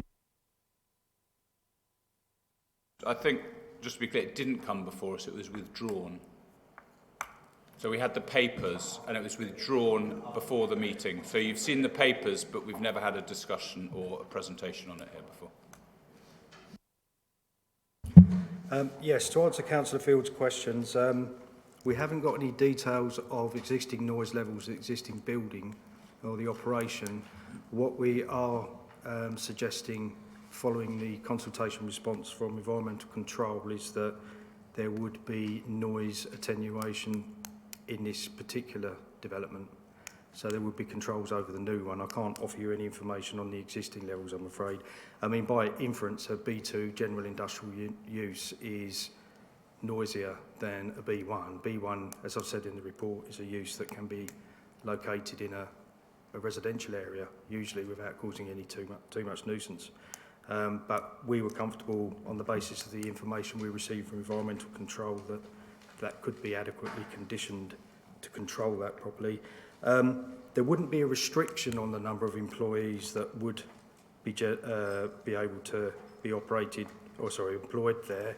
I think the application submission indicates that there would be a gain of employment to 25 from the current 18.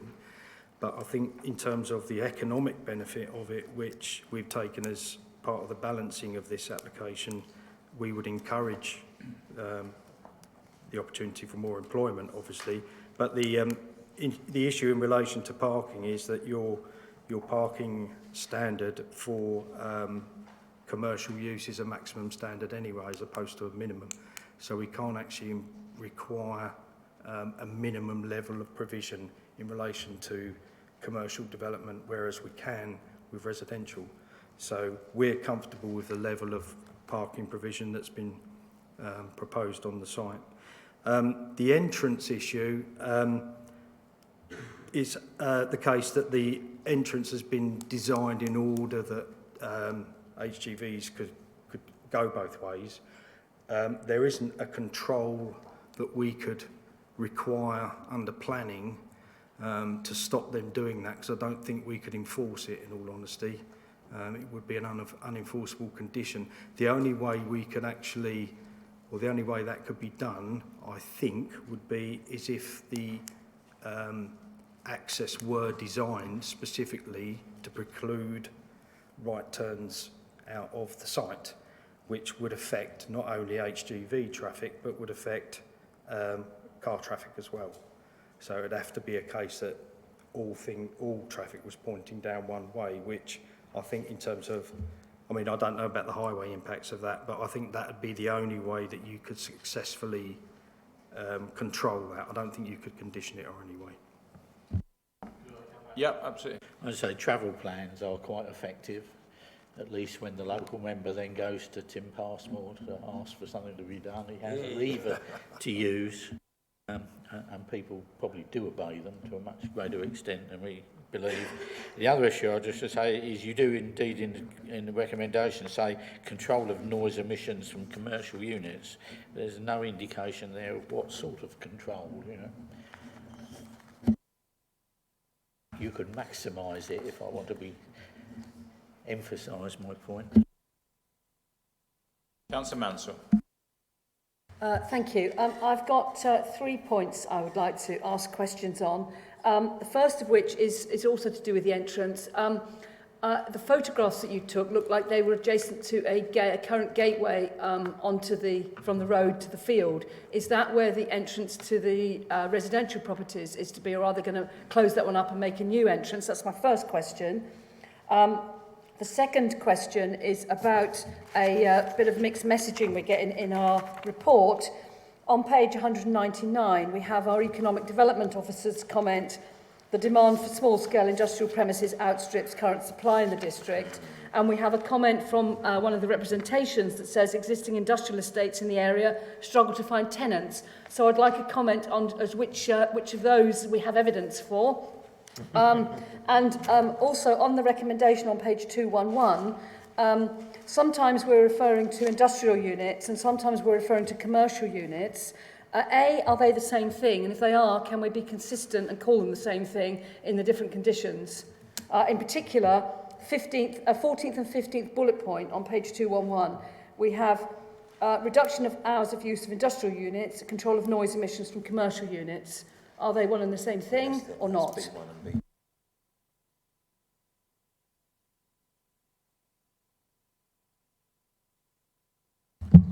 Yes. With regard to the first issue, the field gate that you could see in the presentation, if I get a slide up that shows that, that is in the approximate position of where the proposed access to the residential element would be, which is shown with the red dot here. And it's proposed to add a second access along the road. So the councillor's right, that's in that sort of location there. I can't say it's precisely in there, but it's roughly where that position is. The availability, in all honesty, I've relied on the advice that we've received from the Economic Development Officer in relation to that. I know that we've had representations that tend to suggest otherwise, but I think that if our Economic Development team are advising me on the back of presumably their own research, then I think that that's a satisfactory view to put forward to members. Commercial industrial, I take the point. There is a subtle difference between commercial and industrial in regard to, in this case, B2 use is a straightforward industrial use. Commercial use can be incorporated within B1 because it can include things like research and development, businesses that are not open to, offices that are not open to the public, things like that. So there is a subtle difference between the two, but I take the point. Yeah.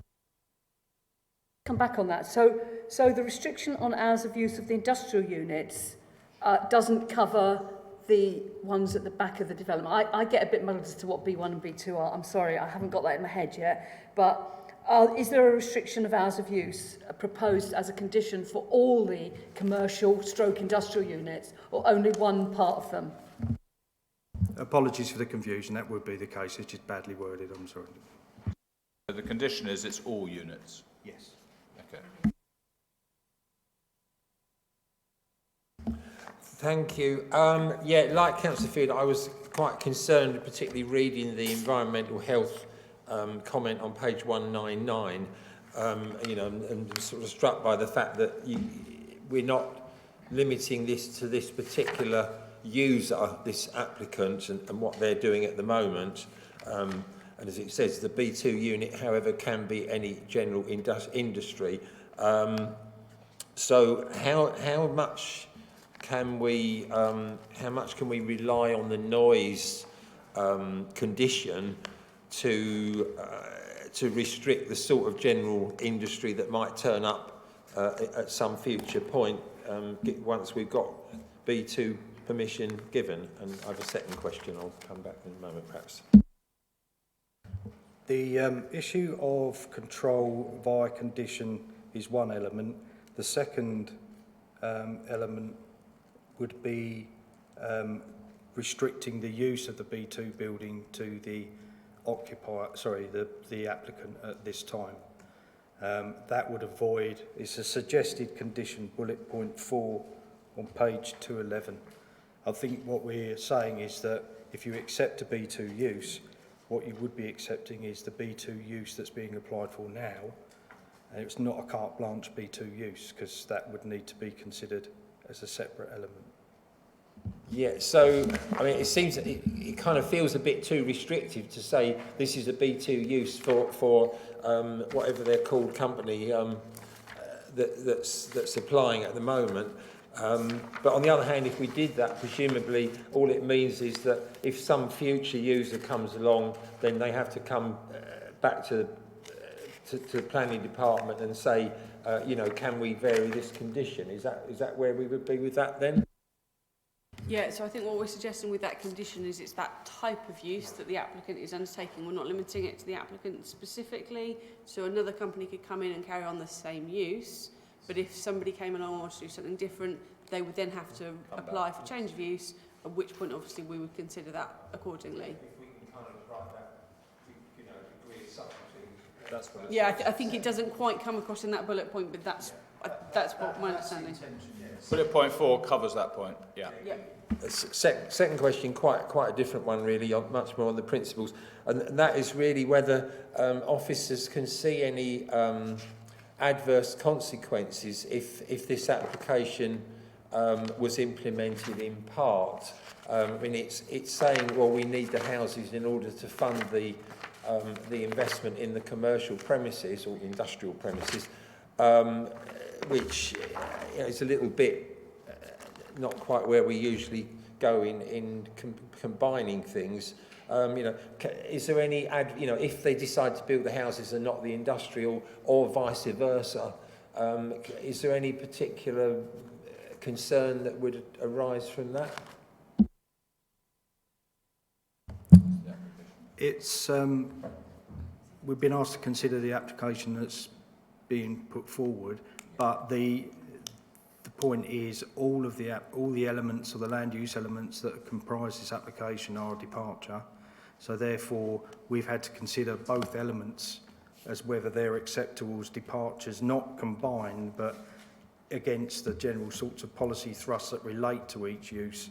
So if one were to take place in advance of the other, and I suspect that's unlikely from what the applicant is telling us, because it's quite clear that the residential development is there in order to fund the building of the new business. So I think that it's implicit really that one follows the other. I'll take the point, if they want to implement the application, they could seek to implement the commercial element first, but as we've considered the commercial element as almost like a standalone piece, although it's part of a mixed use proposal overall, I wouldn't feel, too unhappy about the commercial element by itself taking place on that particular site.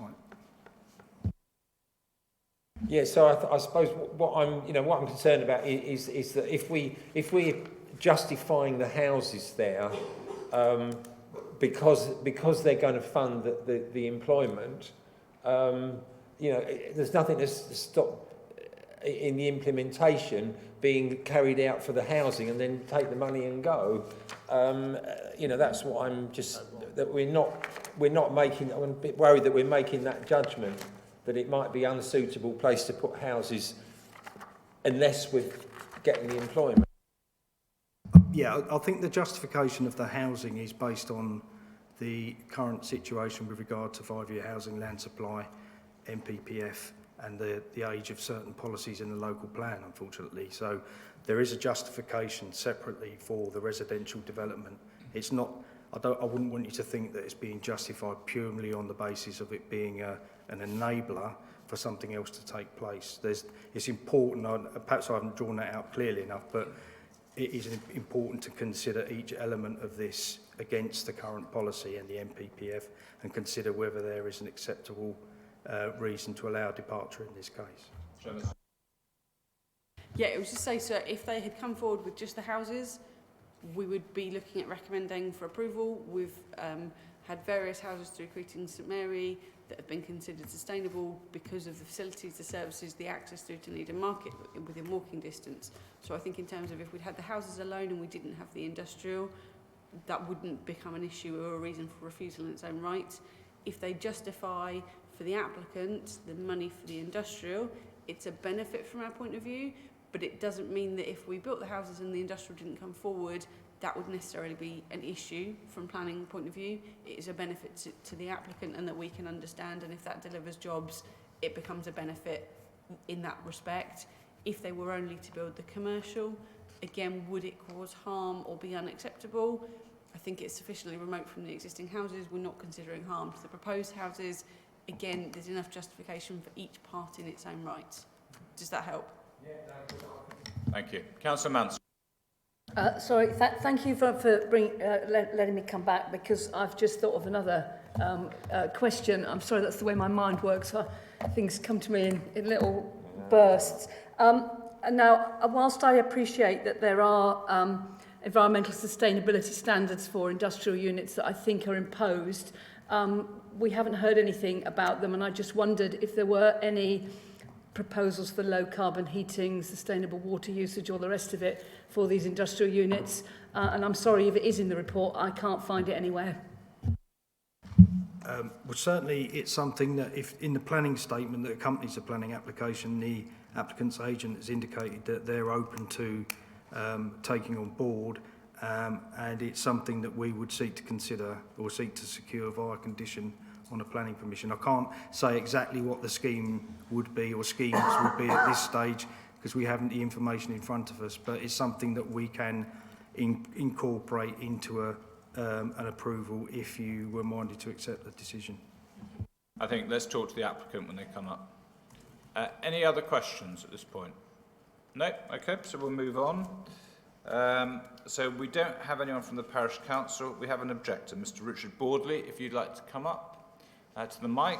And again, you have 3 minutes.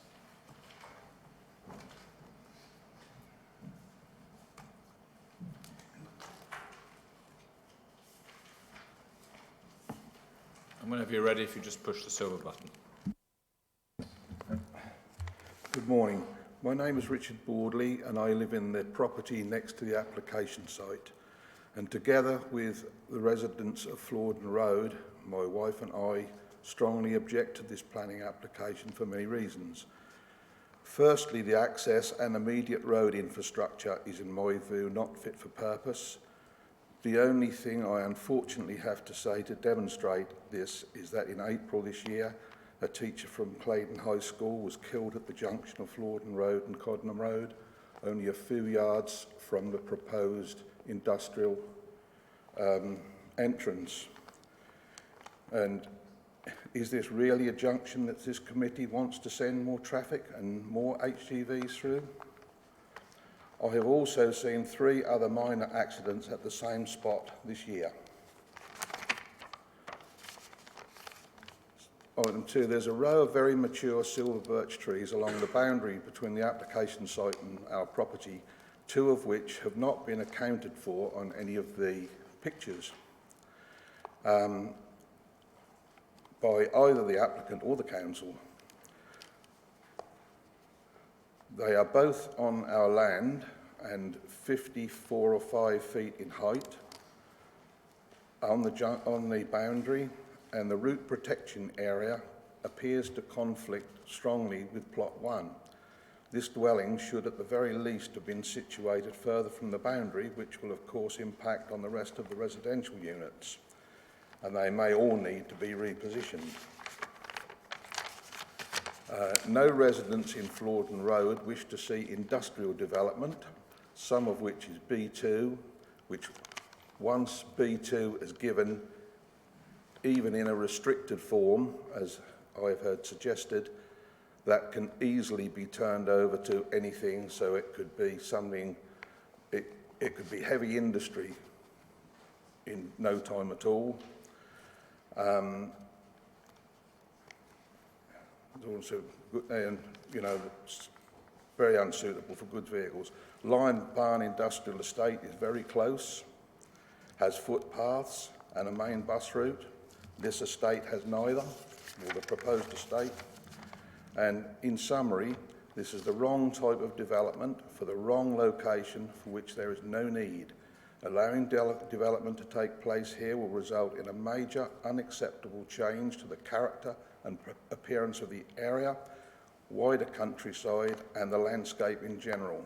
It will also have an unacceptable impact on highway safety, as I've just unfortunately had to point out.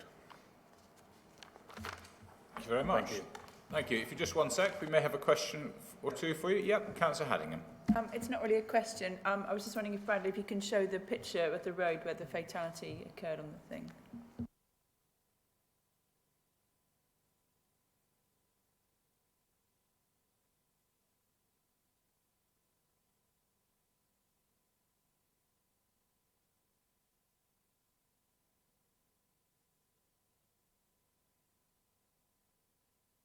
Thank you very much. Any other questions? No? Thank you very much. We now don't have a supporter, but we have the agent, Ben Elvin. And again, if you'd like to come up, and 3 minutes, please.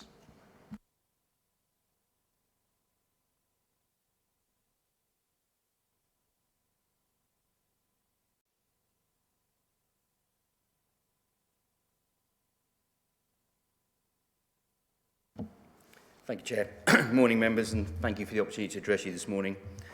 And firstly, thank you to Mr Heffer as well for his report and presentation on the case. The applicant is pleased that the benefits of the scheme have been recognised and that a positive recommendation is made. As you've heard, the application proposes 2 main elements, comprising a total of 7 commercial units and 3 residential dwellings.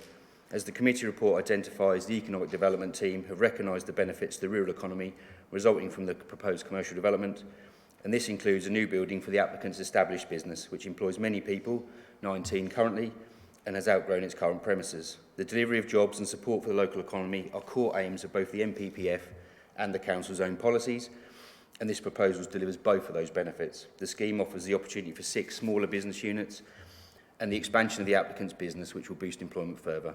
The applicant raises no objections to the suggested conditions, which would ensure there is no detriment to existing residents, and hopes these will be taken forward to offer assurances to all this will not be an operation that gives rise to any loss of amenity. particularly given the background noise from the A14, which will significantly outweigh any low-level noise resulting from the proposal. Furthermore, the proposal brings forward 3 new dwellings, which would provide an active buffer between the new commercial buildings and the existing dwellings to the west. These dwellings are well designed and would provide a logical extension to the existing linear development, generating an attractive frontage to the site and making appropriate use of this underused piece of land. They would contribute to the housing land supply and enable the delivery of the commercial buildings, and they are therefore an important part of the proposal. As you've seen, the site is well related to Needham Market and to the A14 and A140, providing good access to facilities and services and to the highway network. The scheme would also deliver good quality new landscaping and appropriate drainage, as confirmed by the relevant consultees, who it is noted raised no objections.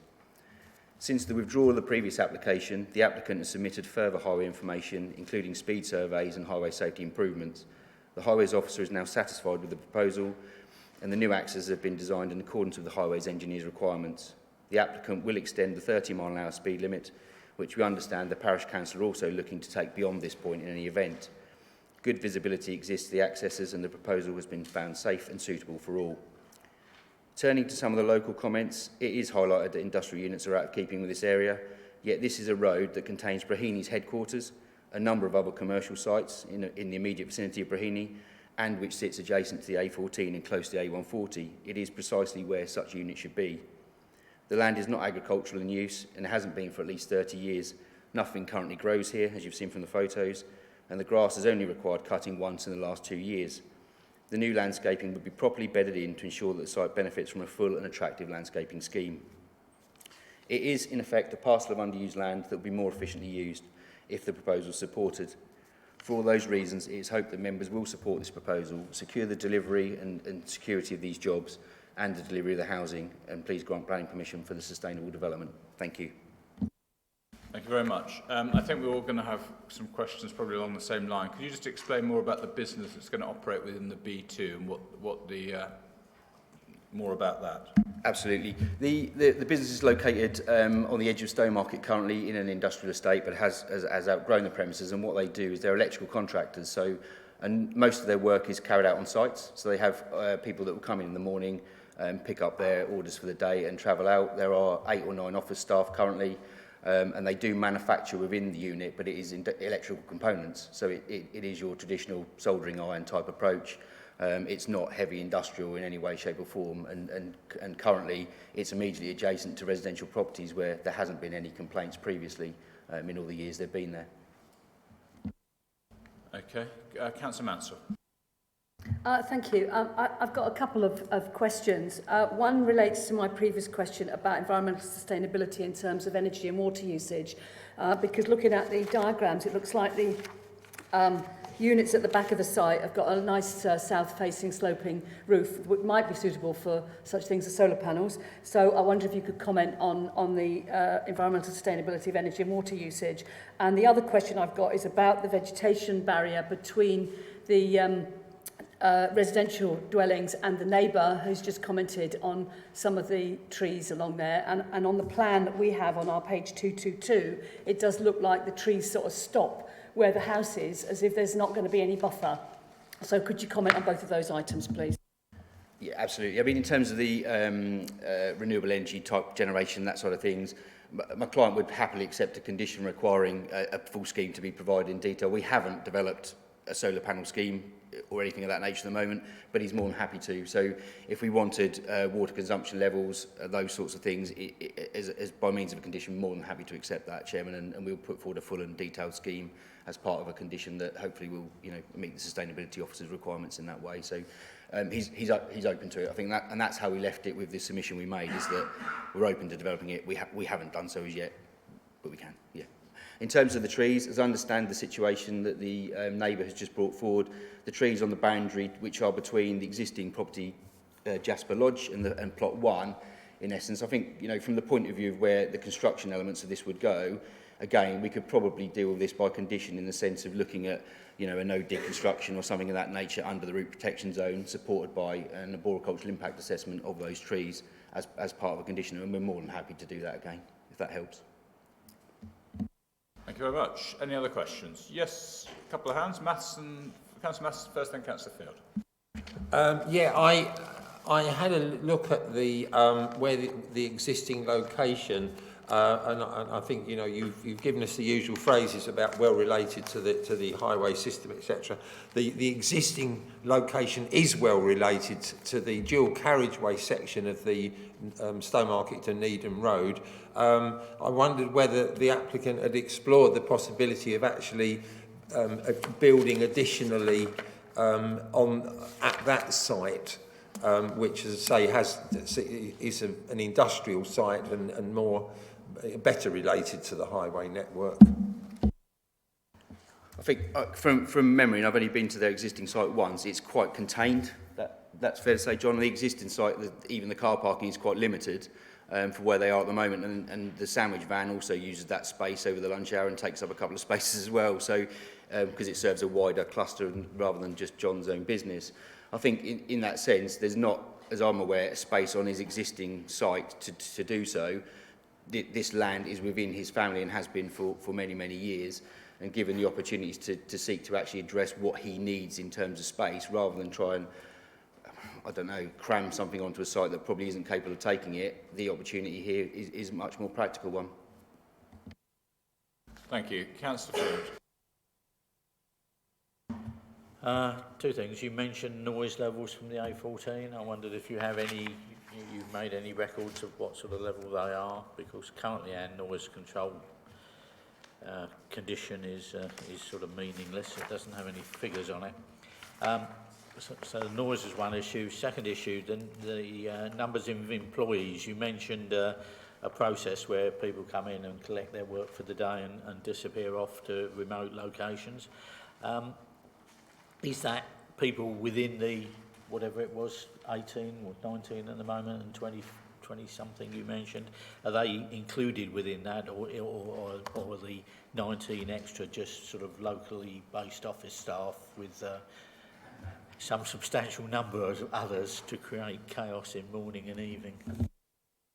No, 19 is the totality of the staff employed, so that includes the people that are going out on site. So there's primarily an office space element in this building and some construction and some manufacturing, with a large number of people going off site and actually fitting things and fixing things out on the ground. But the 19 includes all of that. John's proposal, or the applicant's proposal, is to expand that slightly in terms of he certainly needs a couple more office staff and potentially a few more people on the ground as well. So the additional employment would come from people that are either office based or out doing rounds. But I think we're talking 4 or 5 more at max anyway. Going back to the noise, we haven't got noise readings. Our proposal at the moment, as by the conditions recommended, is that there will be mitigation in terms of physical noise attenuation carried out to the rear of the residential properties proposed to buffer that from any noise from the A14. And of course, we're going to need to understand what that noise level is to know what the mitigation is, and that would form part of our submission. But there isn't a proposal to buffer the commercial elements, because the rear elevation of the B1 units is a solid flank wall anyway, so that will be noise insulated. So the actual face of those buildings is into the site rather than onto the A14. And actually, the physicality of the buildings themselves will offer some buffer to the residential anyway. I've just got a quick question on the hours of operation. My experience with electrical engineers, they normally start very early, pick up stuff about 7:30 and are off. But it says here that you won't be accessing the site till 8 a.m. Is that realistic? We're happy to fit in with the conditions in that sense. I mean, John, at the moment, you're probably right in terms of it's probably a bit more flexible where they are, in the sense of the restrictions aren't there. But John's business model is that they can work from 8.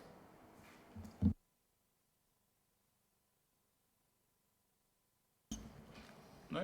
Okay, thank you.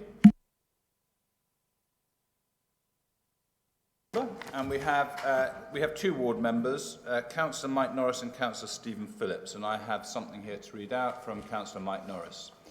I'm unable to attend the Development Control Committee meeting this Wednesday, the 26th of June, and would ask you to accept this email as my comments, now being joint ward member for Creeting St Mary. I have a number of reservations regarding this application. The Parish Council objects to this application, have expressed their concerns on page 235 of the report on a number of issues. There is no appropriate road structure to handle the extra traffic this application would create. Industrial units are out of keeping with the current development. Impact on the appearance of the area as the site would be visible as elevated, removal of hedges and trees, meaning loss of appearance and wildlife, and no footpath included on the plans, which would lead to health and safety issues. Additionally, there are a considerable number of neighbours objecting to the details, and this is detailed on page 200, no representations having been recorded as being in support of the application. Within the principle of development on page 204, paragraph 3.8, it states, in relation to the provision of commercial development on this site, the land is clearly not allocated for industrial purposes in the adopted development plan, and therefore, like the residential development element of the proposal, the scheme would represent a departure from the plan. This is further reiterated within paragraph 12.1 on page 210, where it says, as advised previously in this report, the application proposal represents a departure from the established land use policies for this area, in that it seeks to introduce residential and commercial uses on land that is not allocated for those purposes. Within paragraph 6.3 on page 206, it states, the proposed B2 buildings would undoubtedly have a greater visual prominence on the site and would be significantly larger than the established development in the area. This application, as submitted, does not appear to be significantly different to the previous application, DC 17-03147, on the site, which was withdrawn on the 30th of July 2018. I am therefore unable to support this application in this location and request a site visit so that members can assess the site topography and the highway constraints for themselves. From Councillor Mike Norris. I have not received anything from Councillor Stephen Phillips. So that's it, members. That's all the information. Yeah. Over to us to discuss and debate. And Councillor Mansell, straight off. Well, I didn't actually, I'm not quite ready to start the debate yet, but I just had another question which relates to the late papers that we've got from the Suffolk County Council Highways, which talks about the 30-mile-an-hour speed limit. And I'd just like a bit of clarification here. It sounds as if it's not compulsory to move the 30-mile-an-hour speed limit, but it might help things. Is that's the sort of message I get from this late paper? I know I haven't really had time to digest it, but perhaps someone could clarify whether we are having an extension to the 30-mile-an-hour limit or not, or whether it would be beneficial, and if so, how far is that proposed extension to the 30-mile-an-hour limit likely to be? I think, first, if I refer you to page 17 on the table papers and the comment in response, that might be more helpful in terms of context, where it says the extension of the speed limit isn't essential to enable safe access to developments. It's the case that if you look at the site, there is a speed limit in approximately the same position as where the proposed access to the industrial development would be. So in the event that this development went ahead, that speed limit would have to be moved anyway, and it is suggested by the Highway Authority, as I understand it, that the speed limit would be shifted down towards Florden Road's junction with the road at the bottom that you saw on the plan. Can I just come back on that? Can you also, perhaps you could put up a plan as to where the 30-mile-an-hour limit along the main road in towards the Needham Lake, is there a 30-mile-an-hour limit there? Where does that begin? Because obviously this junction with Florden Road and that road seems to be the issue, and I'm pretty sure there must be a 30-mile-an-hour limit somewhere down that road towards the river. You know, can you just point out where they start and finish? I'm afraid I can't point out the speed limit you've just identified, Councillor. I could point out the speed limit where it is in Florden Road at the moment, but that's not the question you asked, I'm afraid, so sorry.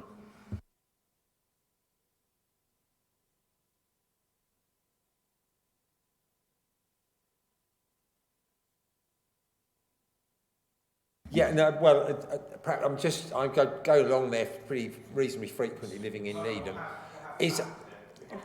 Oh, good, Mark.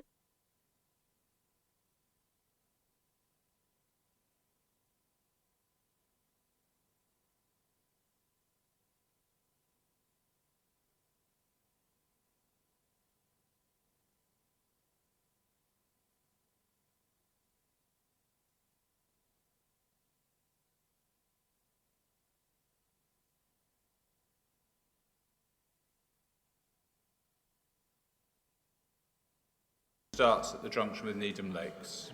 Yeah.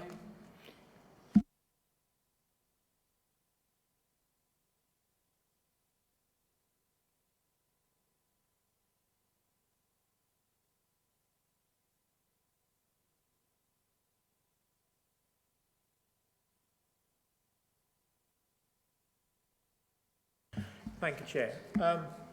I think the thing that strikes me with this particular application is the firm that's currently based on the outskirts of Stowmarket wants to move to a larger site, which increases more jobs. There will also be opportunities for other jobs in the district, and I too do tend to agree with the Economic Development Officer that we want to encourage jobs within the district, and therefore at this moment I'm viewing in support of this application from an economic point of view. Councillor Mansell. Thank you. You know, whilst I do have a lot of sympathy with the residents of Florden Road about the fact that this is an industrial commercial site adjacent to some residential dwellings, there are some other sort of commercial operations further up the road, and this particular development is at the end of the road, very close to access for the A14. So from that point of view, it's probably better to have any industrial commercial use at that end of Florden Road rather than further up, because I realise that we can't insist that the traffic from the commercial site is only going to turn left, but presumably most of these electricians are going to be driving off and they'll head for the A14, and they won't be going past the residential dwellings further along Florden Road. So in that sense, it does seem quite a good location in terms of road access. However, I'm not convinced that there's any pedestrian or safe cycle access to this site, and yet it is really within walking distance of the railway station. And if we're going to have some little industrial units, it would be great if people could work there and come on the train and walk. Now, I realise that they could walk across the lake and the car boot sale field, but then they come on Florden Road. There's no pavement there anyway. And consequently, there's no footpaths on the plan within the site. But that's a bit of a foresight. I don't know whether that can be put in. That probably can't be put in by condition because that changes the plans completely. So although I in a way I would quite like to support this site, and if I do support this site, I would like some more conditions added about environmental sustainability of water and energy usage, and about some sort of protection for the landscape and vegetation buffer between the neighbour. But I'm still a bit concerned that there isn't any safe walking or cycle access to the site.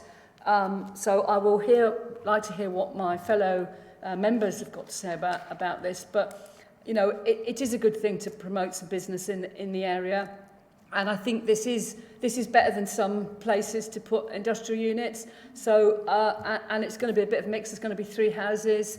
There does seem to be a bit of a buffer within the site between the houses and the commercial use. So I think some thought has gone into that. But I will wait to see hear what other people have got to say. Do you want officers to explore now the 2 points you raised on what that would look like, so that members would understand that? The 2 points that Councillor Mansell raised, how would that? Yep. So in terms of the landscape, there are 2 conditions. One up and 2 up from the bottom is approval of a landscape management plan and approval of a landscape scheme. So the exact detail of that would be something we can agree by condition in terms of tree planting, how it looks, when they get planted, how they're protected, all that kind of thing would be subject to that condition.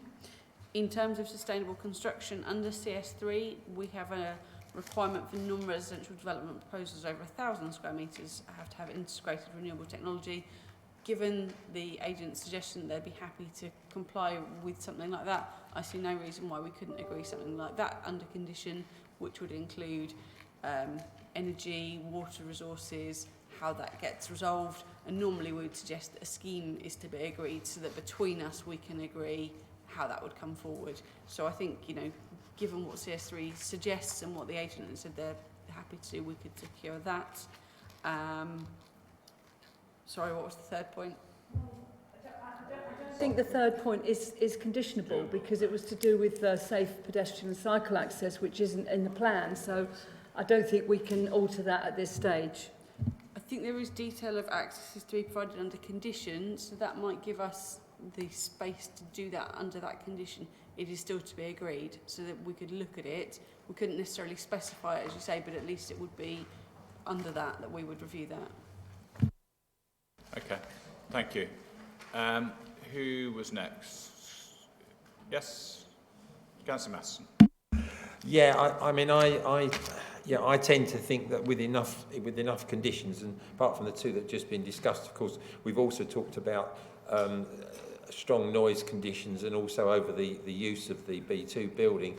The Councillor Mansell's raised the difficulty which is off-site, which is the sustainable travel to the adjacent town of Needham. That's a bit of a problem. I think the other reservation I've got at the moment really is that if particularly those of us coming here on the train will see that an enormous amount of land has been set out and groundworks carried out and so on for the next extension of Lion Barn. It's huge. I'm sorry, I'm just worried about... Councillor Masson, just let me interrupt. We really can't talk about other possible sites. We can only look at the application before us today. We know that's the number one, what may come forward at other sites, it's what is there. We have to look at what's before us today. Yeah, I think it comes back to the conflicting views about whether there's lots of these units already available or that they're all standing empty. That's the difficulty. Apart from that, as I say, I think I tend to be supporting it with lots of conditions. Councillor Field. Yes, I feel really that this site is sort of well related to access to the highways network, to the A14. I'm somewhat concerned, sticking to highways issues for the moment, that the report suggests that even with the very low 85th percentile speeds at this junction, that nevertheless highways are accepting visibility displays that are somewhat less than their recommended values. So I find that a bit of a concern, to put it mildly. I do recognise that this road, I think, has other mixed uses along it, so it's not out of keeping really, or not inconsistent with decisions that have been made in the past. In fact, I think ones that we've made not so long ago to allow other mixed use along the Flaundon Road. I am a bit concerned, again, same word, that when we look at the noise controls that are suggested, they're all incredibly woolly. There's no actual values in there. It doesn't quote even that the noise emitted from these buildings will not exceed the current ambient from the A14 or from whatever it's from. So I'm concerned that the conditions are very broad brush and could result in anything you care to imagine. Having said all that lot, one does feel, I say, the access to the A14 is quite good, and that economically it's clearly good to encourage local businesses that are expanding. So I guess on balance I am for this development, and I don't really know how I would propose to condition the noise requirements so that I was actually comfortable with what they'd result in, what they would actually deliver. So, I was just going to say, I appreciate the bullet points on page 211 tend to be fairly broad stroke, but if you go back to page 242 and 243, the suggestions by the Environmental Health Officer in respect of noise do go a lot further, and I think we're trying to summarise those in a bullet point for you. And yes, they are technical requirements, so our summary perhaps is a little bit on the broad side, but hopefully those details of those conditions give you more certainty Obviously, if there are other things members would like, we can add or amend those conditions. Bradley, did you have... Oh.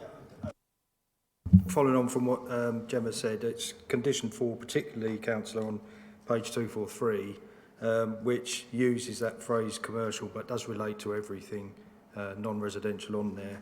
It's basically saying that plant, equipment, machinery can't exceed decibels above the background noise level. So there would need to be attenuation in place which secured that level of noise within each individual unit, B1 and B2. So hopefully that would give you some comfort. Thank you, that looks better. You've just discovered the page I didn't read. There's a confession for you. Yes, that does seem to tie it down fairly adequately. Councillor Haddingham. Considering all that's been said, I'm happy to propose that we go along with the officer's recommendation for approval with the conditions that we all decide upon. You know, what if Gemma can come up with ones that go along with the Environment Agency or whoever did this one. Thank you. Yep, Councillor Miller. Thank you, Chair. I'm happy to second Councillor Haddingham's proposal. Does anyone else wish to speak? Councillor Matheson. Yeah, on the landscaping, I mean, I think presumably we're on page 222 now. Presumably that the black blobs are existing landscaping. Just get Bradley to catch up. Yes, and the grey are the new planting. I mean, I think it's and coming back to the objector's point, it is striking that the existing hedge ends where it ends, and that if you wanted to extend that hedge, then that house is a bit too near the red line, which I think I think the landscaping condition needs to address that properly. Gemma's just going to, she's saying yes. Yep, so that the entirety of the scheme in terms of protecting existing trees, everything they propose that is landscaping, both hard and soft landscaping, that is what we would normally expect to be dealt with by that condition. Appreciate the bullet point is quite short, but the condition itself that we use is actually quite long and quite detailed on that, so it should secure all of those details. Yes, if there's particular areas of concern, we could add that to our condition if you would like. Are we okay to move the house a couple of metres if we need to? Councillor Mansell. Can we, I know we can't put speed limits as part of a condition, but obviously we've had this bit about the fact the sign's got to move because that's where the entranceway is going to be. Can we put some advisory on about perhaps extending the 30-mile-an-hour speed limit further so that it actually covers that junction where we've recently had a fatality? Because I don't know whether we can do anything about that. It's what's reasonable and necessary to secure this development rather than anything else. It is part of a requirement to enter into a unilateral undertaking is to seek what we can seek, but it's got to be related to this development, so it's what the Highways Authority advises us on that one. Does anyone else wish to speak? I'm going to be the difficult one, I'm afraid. I don't agree with anything that anyone said, because I think it's a massive conflict to have B2 next to residential, and I suspect in times coming forward we'll have the people that have moved in there knocking on our door saying there's too much noise coming from the site. And I don't think having timescales of 8 till 5:30 is realistic either. I think you'll find that we'll very soon get complaints. I think there's too much of a conflict, and I think it doesn't go with the local plan. So I hear what everyone else says, but I'm afraid I'll be the difficult one and won't be supporting it. So we'll go to a vote. All those in favour of the recommendation, with all the additional points that have been raised by Councillor Mansell and Matheson that have been added into the proposal, around landscape management plan, the landscape scheme, the energy efficiency which is within that, and the extension of the hedging all the way through, and that it's all units rather than commercial or industrial units. So all in favour of the recommendation as previously discussed. Can we have a show of hands, please? 6. Those against? So that is carried. Okay, we now move on to the final item of today, which is agenda item DC 1901-673, which is agricultural crop drying building in the ward of Stradbroke and Laxfield at Barley Brig Farm.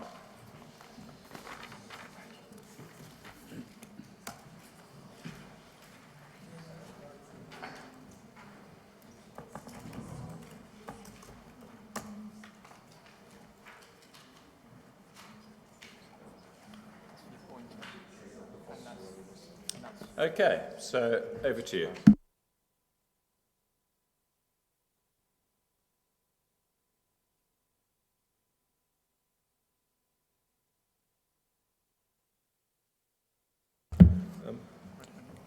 Thank you, Chair. Yes, the application we've got in front of us is for the erection of an agricultural crop drying barn. It's located on Barley Brig Farm, Laxfield Road in Stradbroke. If we move forward, we've got the scaled out map here. The small orange dot, sort of L-shaped in the centre of the screen, is the application site. You can see Stradbroke. Yeah, you can see Stradbroke over here, and then down this way we get into Laxfield. If we move on to the aerial, we've still got the orange L in the middle of the screen. This is the council's aerial mapping. We've got the neighbouring farm immediately adjacent, and then to the north we've got some existing lagoons. There's two anaerobic digesters serving the site located here. That's not shown on our aerial mapping. And then there's a number of agricultural outbuildings here as well to the north.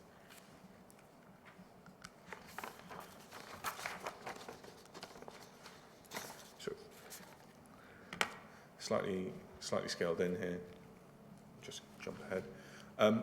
In terms of planning history, apologies, I didn't realise when I was creating the slide that writing would be so small. There's a number of things to bear in mind. In 2015, there was a waste application made to Suffolk County Council on the site for the current anaerobic digesters, associated infrastructure, and use of the agricultural lagoons as part of the anaerobic digesters on site. That was approved subject to conditions. 183717 was an application for the erection of a crop drying barn. That was granted permission subject to conditions. That permission is still live, and I'll go into what was permitted there a little later. We have then had application DC 19-02087. That's an application made under Schedule 2, Part 6 of the General Permitted Development Order for the erection of an agricultural building for crop drying. Because that application was made under permitted development rights, the use of the barn is limited in some respects in that it can't be used for keeping of livestock and it can't be used for storage of slurry or sewage. But the GPDO is fairly clear that we can't impose other conditions. That is materially similar to the application we have before us. The big difference here in terms of planning history is although we can't condition and control the use of the barn under the permitted development option, we can exercise some control through the use of conditions here. To pick up on comments from the Parish Council with regards to some EIA scoping opinion applications that were received by the Council for a combined, I think, 12 and 7 poultry sheds. We have Barley Brig Farm up here, and then apologies, I couldn't get the map to show what I wanted in a very good colour. But down here we have Suffolk Road, and then further down in the bottom corner we have the application for 7 poultry sheds around here, and then 12 was up here. So that's just to give members an idea of the proximity to Barley Brig Farm of those applications. So when we discuss it later, we can bring that forward. I would just note that those are EIA scoping opinions only. No planning applications have been received for those sites. And when they do come forward, they'll need to be supported by an EIA as their EIA development, and will also likely have to come before committee for approval. This is just something else that I think would be useful for members to have in front of them. This is a map showing agricultural and waste anaerobic digesters within the area. The blue diamond, sort of central, that is Barley Brig's digester. The others are all other digesters within the area.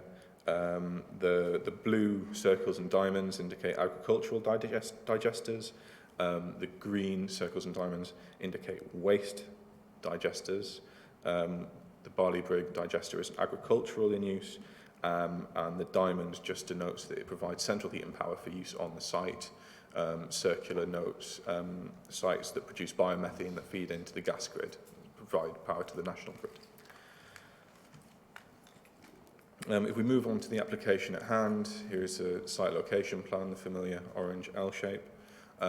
Just to give members an idea of constraints, it's within a SSI impact zone. In researching the SSI itself, it identifies likely impacts from development including livestock and poultry sheds greater than 500 square metres, slurry lagoons greater than 750 square metres, manure stores that would store more than 3,500 tonnes of manure. This is the block plan of the development. We have an existing barn here. This is already on site and access down the side. These are the anaerobic digesters here, and then we have the existing lagoons and buildings that you saw previously. This is the proposed barn with some landscaping around the side here.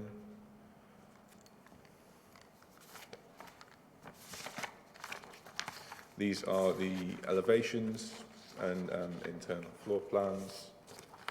It's very barn-like. If we move on, to a comparison with 1837-17, apologies, in these comparisons I've not quite been able to get the scales right, but I've got them as close as we can, and I think members can see the difference between, yes, definitely. So this is the current proposal for the smaller barn. There's quite a gap here to the access round to the back of the anaerobic digester. This is the storage barn that has extant permission, so it could be built out, subject to compliance with existing conditions. It expands beyond the scope of the existing by quite some way. Here are the elevations. In terms of materials and appearance, it's similar to what we're considering at the moment, but then it is a large agricultural building, and those carry connotations of an agricultural scale of architecture. This is the application again, so the left is the current proposed plans, the right is what is allowed under DC 19-02087, which is permitted development. They are similar in size. There is a slight setback here of the frontage. And here are the comparisons side by side of what is proposed. So what is proposed before is at the top, so it's slightly longer, slightly larger, but in terms of appearance, materially similar to what we have before us today. If I pass over to members, I'll answer any questions that arise as the reports. Do you want to jump in? Yes. It was just for clarification that paragraph 1.3 mentions that 1837-17 included a straw burner, and that was element was withdrawn from that application, so they don't have consent for it. It's just the barn, as Daniel's just explained, but I just wanted to clarify that specifically from that paragraph. They've got consent for the barn, they're now applying for the barn again. So just that is a mistake that we need, that is effectively there's some wording in 1.3 that shouldn't be there, that we've now hopefully explained that verbally to members' satisfaction. Can you just so I'm 100% clear, just for absolute clarity, can you just run through what they've got permission for and what is the difference between what they've got permission for and what is before us, in just the real detail in the difference? Thank you. So if we go back on the presentation slightly. So thank you. So on the right here is what they have permission for a large storage barn. The straw burner and external ventilation was removed as part of negotiations with planning officers at the time of that application. So at the moment, this barn can be used for storage purposes only.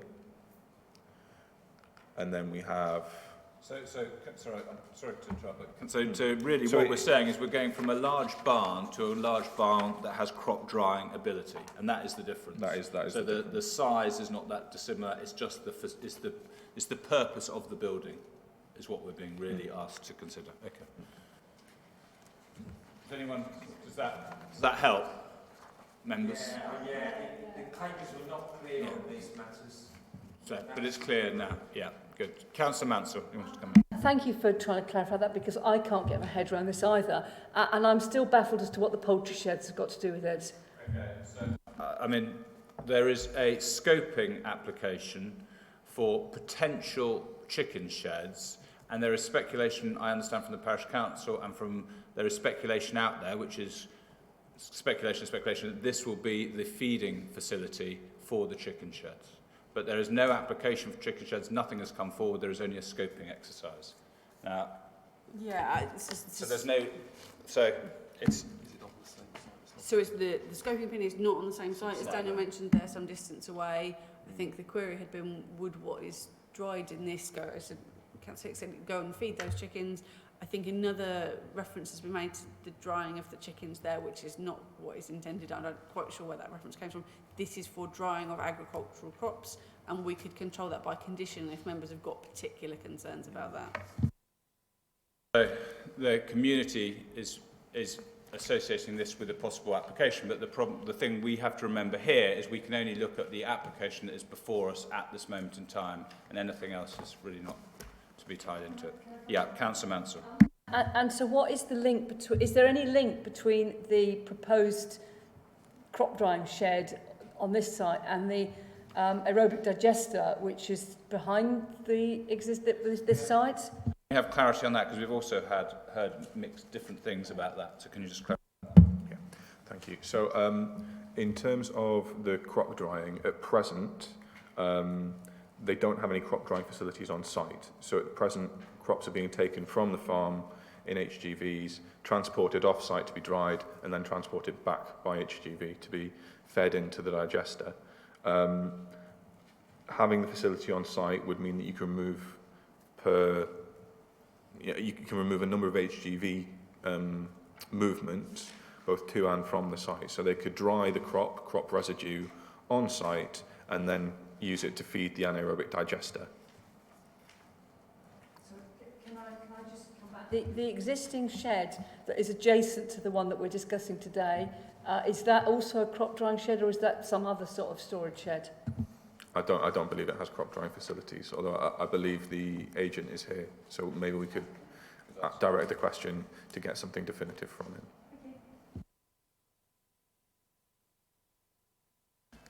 Yeah, Councillor Phil.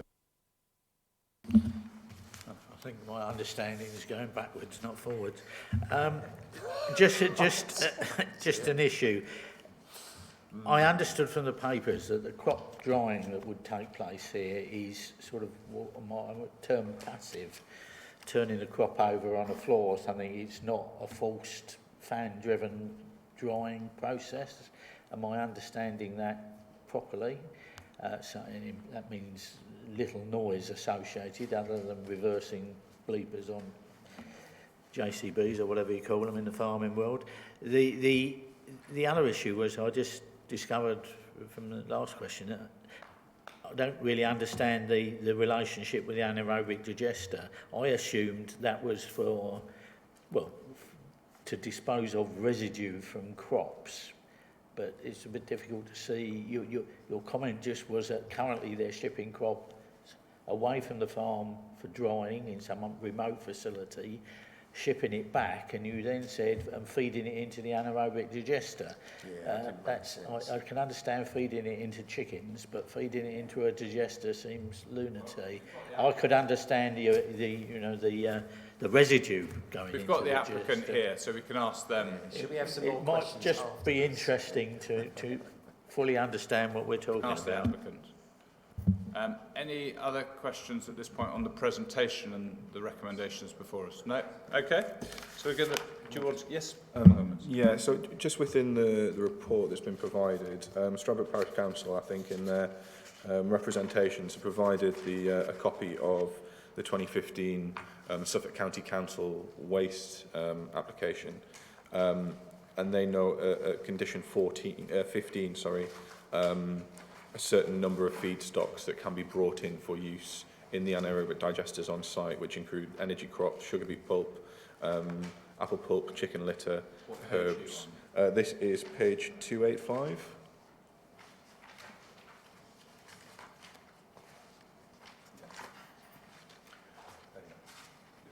So, I mean, I think when we are talking about crops, we need to be careful in that we are thinking potentially about different things that are being fed. So there are certain crops that are particularly good in anaerobic digesters and potentially might be grown on a site where you're using an anaerobic digester just to have there and have available to you. I think also we are also sort of thinking reasonably as sort of lay people that actually crop is something that, you know, we would either feed to animals or eat ourselves as well. And I think the use of crop probably encapsulates both of those. So just to be careful and avoid any disassociation there. I also know, and doing background research, just to talk about poultry sheds, again, although the current anaerobic digesters on site are allowed a certain tonnage of chicken litter within their capacity every 12 months. In researching anaerobic digesters, it's become apparent that actually chicken litter is quite acidic, and in order to pass that through an anaerobic digester, you have to quite carefully monitor any levels that are used there. I don't know where they are in terms of their current capacity, and again, the agent can probably elaborate on that in terms of chicken waste, but I imagine that if they were close to capacity, we'd then be looking at further applications to Suffolk County Council to either alter that condition or alter the anaerobic digesters, but again, that's a consideration for the Waste Authority and not for us, unfortunately. Okay, any other questions at this point? No? Okay, so we'll move on. Yeah, so we don't have anyone from the Parish Council, do we? No, just to point out, I have received, that I was informed that a member of the Parish Council, Mr. Chris Edwards, was going to turn up today. He has sent me something, but I've spoken to possibly read out, but I've spoken to Mr. Dupre, and we're in agreement that under the public speaking rules, that we can't read out anything further from the Parish Council, because it's under the rules, it has to be a person from that community come and say that. So I just want that noted for the record that it was received, but we can't do that without their person being present. Yeah, they get to respond, which is in our papers, which is where we've seen the pictures of the chicken and the other things in our papers. So that is an additional one, yes, that was sent last week, just shortly after the papers were published. So that is an extra representation from the parish in there, but there's another one that has been received this morning with regards to it.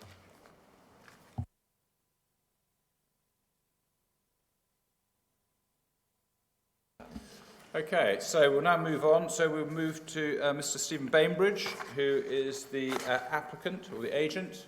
And if you'd like to come up, and you have 3 minutes, please.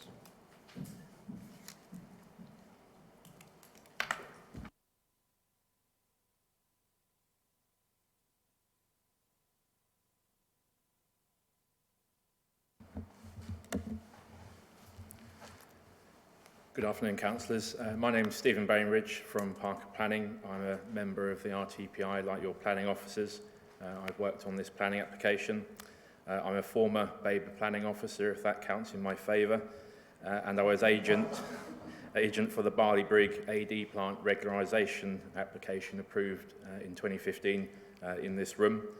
I was involved in the recent environmental information regulations request about feedstocks to that plant. That was made by the Parish Council.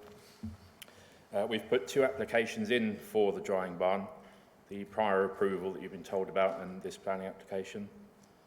The prior approval has been granted, and your planning officer says this is a significant material consideration in this application. So in other words, we are 95% of the way there on this application. I've made comments about some of the proposed planning conditions. hopefully appreciate that it would be remiss of me not to ask you to consider those comments and to consider disapplying some of the planning conditions as you go through debate. There are very minor differences between the applications, the effect being that when one is implemented, the other cannot be. This fact should answer some or one of the parish council's concerns. The planning application red line is constrained to the site, so does not confer a linkage to the AD plant. I have read the consultation responses and the newspaper article, and I'm well aware of the various concerns being voiced, but support the planning officer's assessment of the relevant planning matters. One matter I'd like to raise is traffic and the neighbourhood plan. We appreciate what local communities say about traffic when it comes to individual planning applications, and of course, where relevant, transport assessments are required. However, whilst the neighbourhood plan talks about HGV levels and traffic congestion on the B1118 and the B1117, what it does not do, and I did a word search for it, is mention at all anywhere that Stradbroke is at a junction of the approved Suffolk County lorry route network. That's an important thing for the council to bear in mind in relation to this application, or indeed any in Stradbroke, where traffic and HGV impacts are a matter of concern. In terms of addressing the thin end of the wedge concerns, the applicant has suggested a condition limiting the combined maximum rated output of the grain dryers to 4 megawatts thermal. So if you have any questions about the drying barns, the AD plant, or any of the other stuff, I'll do my best to answer them. Thank you very much. Any questions? Councillor Mansell? I'm still a little bit confused about all of what's going on, but can you tell me where the stuff that's going into this barn is coming from, and where it's going to after it's been dried in the barn or whatever it's doing in there, and what the relevant amount of traffic that's going to be bringing stuff in and taking stuff out from this particular barn, shed, drying room, whatever you want to call it?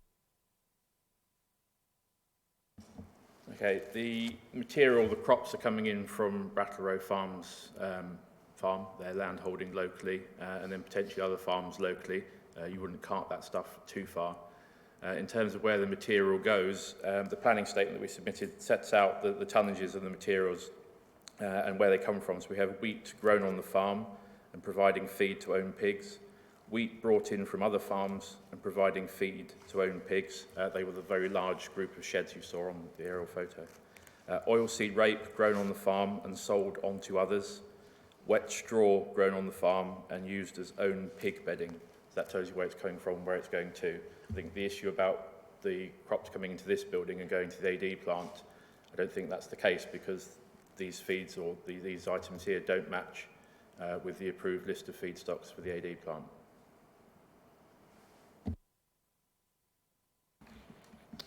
Anyone else got any questions? No?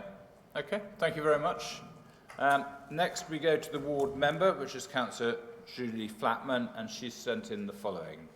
Please accept, ward member for the committee, please accept my apologies for not attending in person today, but I have teaching commitments.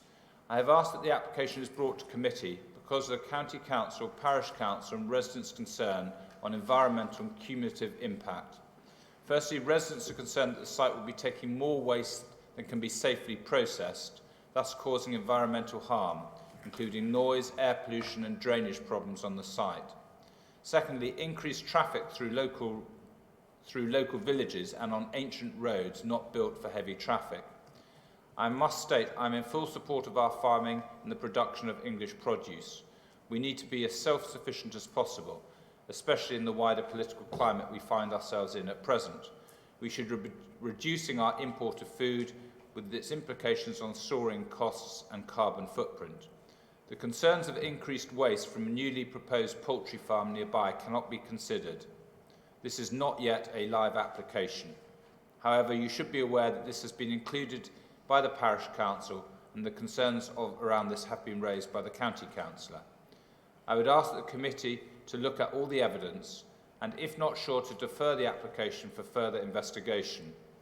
If minded to pass the application, please consider a condition for a traffic plan to ensure drivers come through the villages at lower than 30 miles an hour, especially past the schools, and where possible loop the route to minimise through traffic.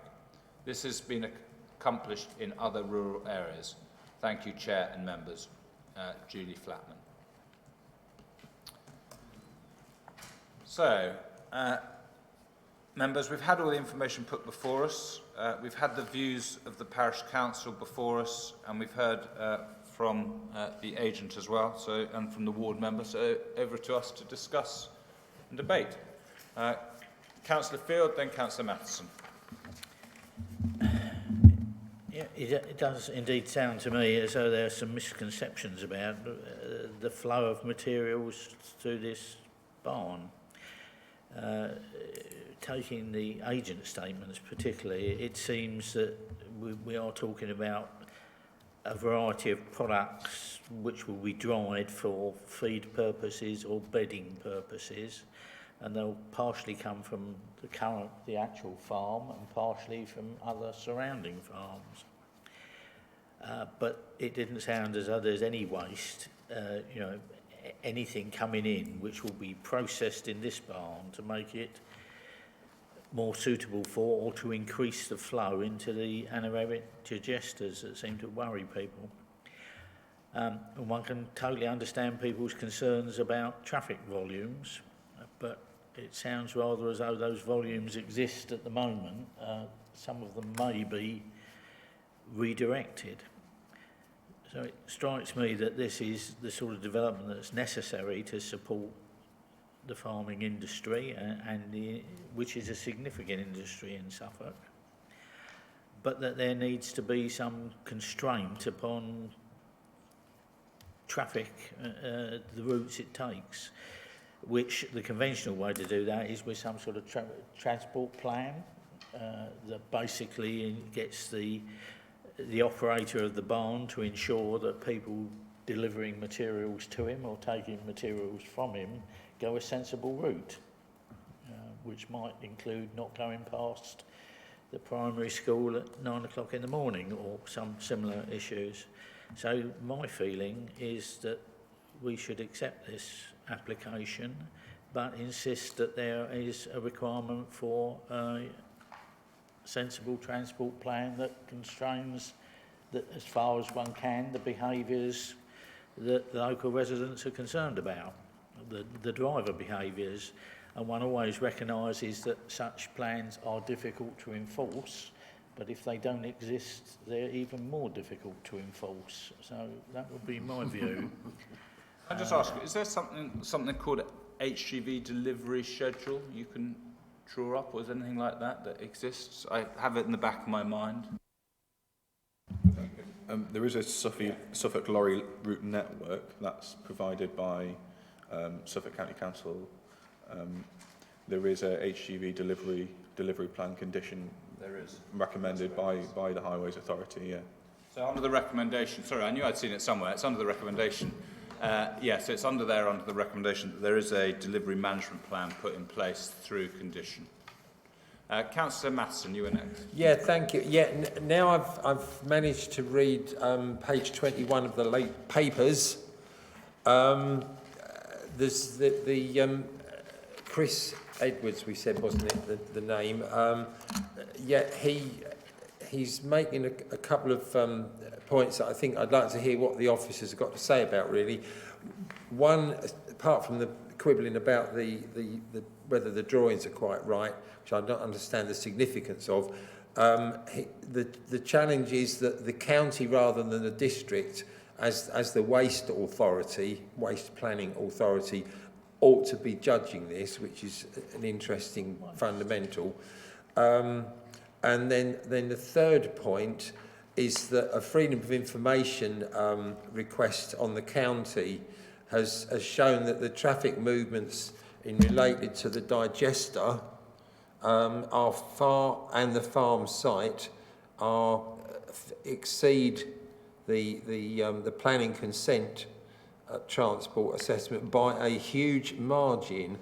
That's quite worrying, especially with Councillor Field talking about travel plans.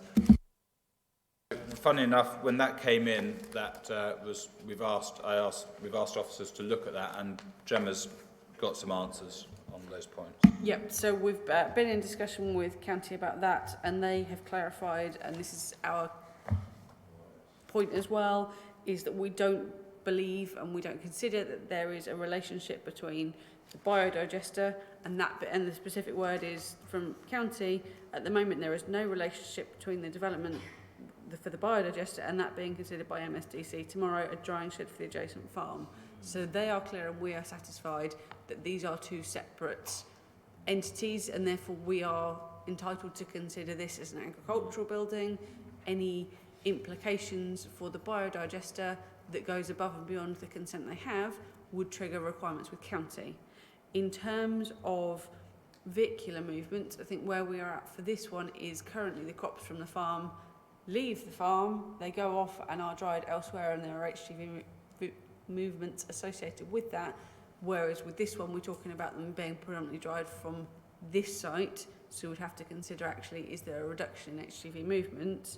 Appreciating the point in terms of HG movements for the biodigester, that is subject to its own separate controls, and the information I have from County is that they are reviewing the situation with the biodigester and assessing compliance with the conditions that they are subject to at the moment. So they are looking into their aspect of the planning from county waste purposes, and we need to consider it from our point of view with the agricultural elements. Yeah, I think that's all very very helpful and reassuring. It probably also points up what the first of these points is about, is to whether the two things are so close together that we should consider them as one or not. And are you satisfied with the drawings on that basis?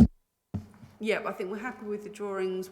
We've accepted them previously. We've reviewed them. Dan's obviously been out on site and had a look as well. So we're content they're sufficiently separate from that point of view, and they have separate purposes. And this doesn't have a specific waste purpose. It has a purpose for agricultural crop drying, whatever that crop is and whatever its future purpose. At the point it's dried, it's an agricultural crop. It's agricultural related, and therefore that's how we're dealing with it under this application.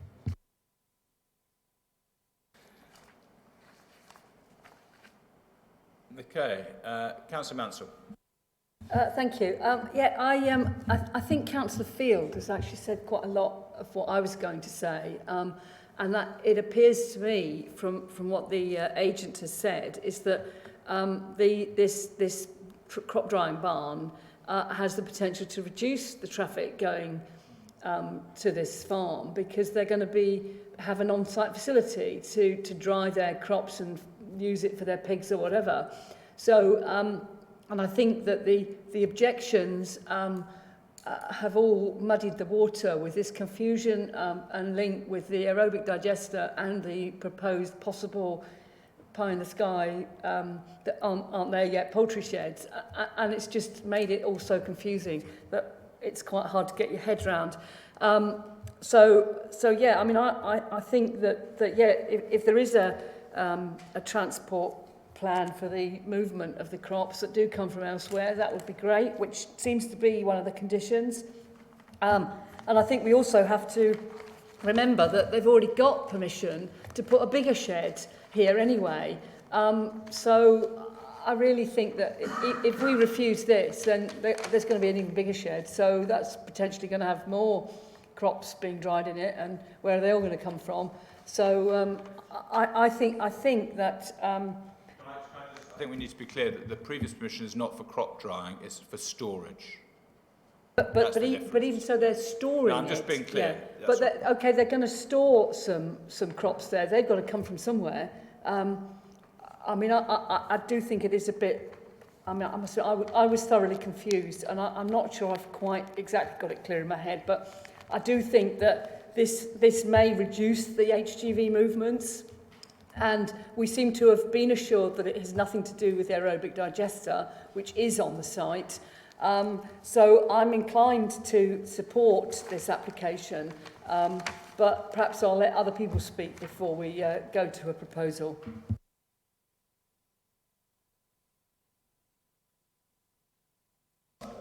John, are you looking at me like you want to come back, or no? Yeah.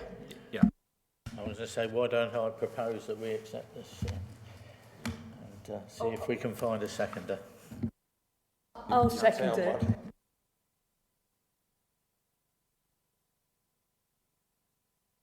Anyone else wish to speak? No, I do represent the areas where the chicken buildings are being talked about, but that is only an EIA assessment at this point. So, obviously we've been sent all the details by the parish and all the concerns around it, but the problem is we have to look at what's before us today, and they have permission for a larger building doing a slightly different purpose. This is about crop drying. We're only being asked to decide on a crop drying facility today, despite all the other things that might be going around it. So I understand the concerns, but I think from a planning reason, with what's before us now, I also will be supporting this. So no one else wishes to speak? No? Okay, so we'll go to a vote. All those in favour of the officer's recommendation, show of hands, please. That's unanimous. Thank you very much. There's no other urgent business. If I just ask people to make sure they hand their white cards back and take their cups, coffee cups with them as well. Thank you very much.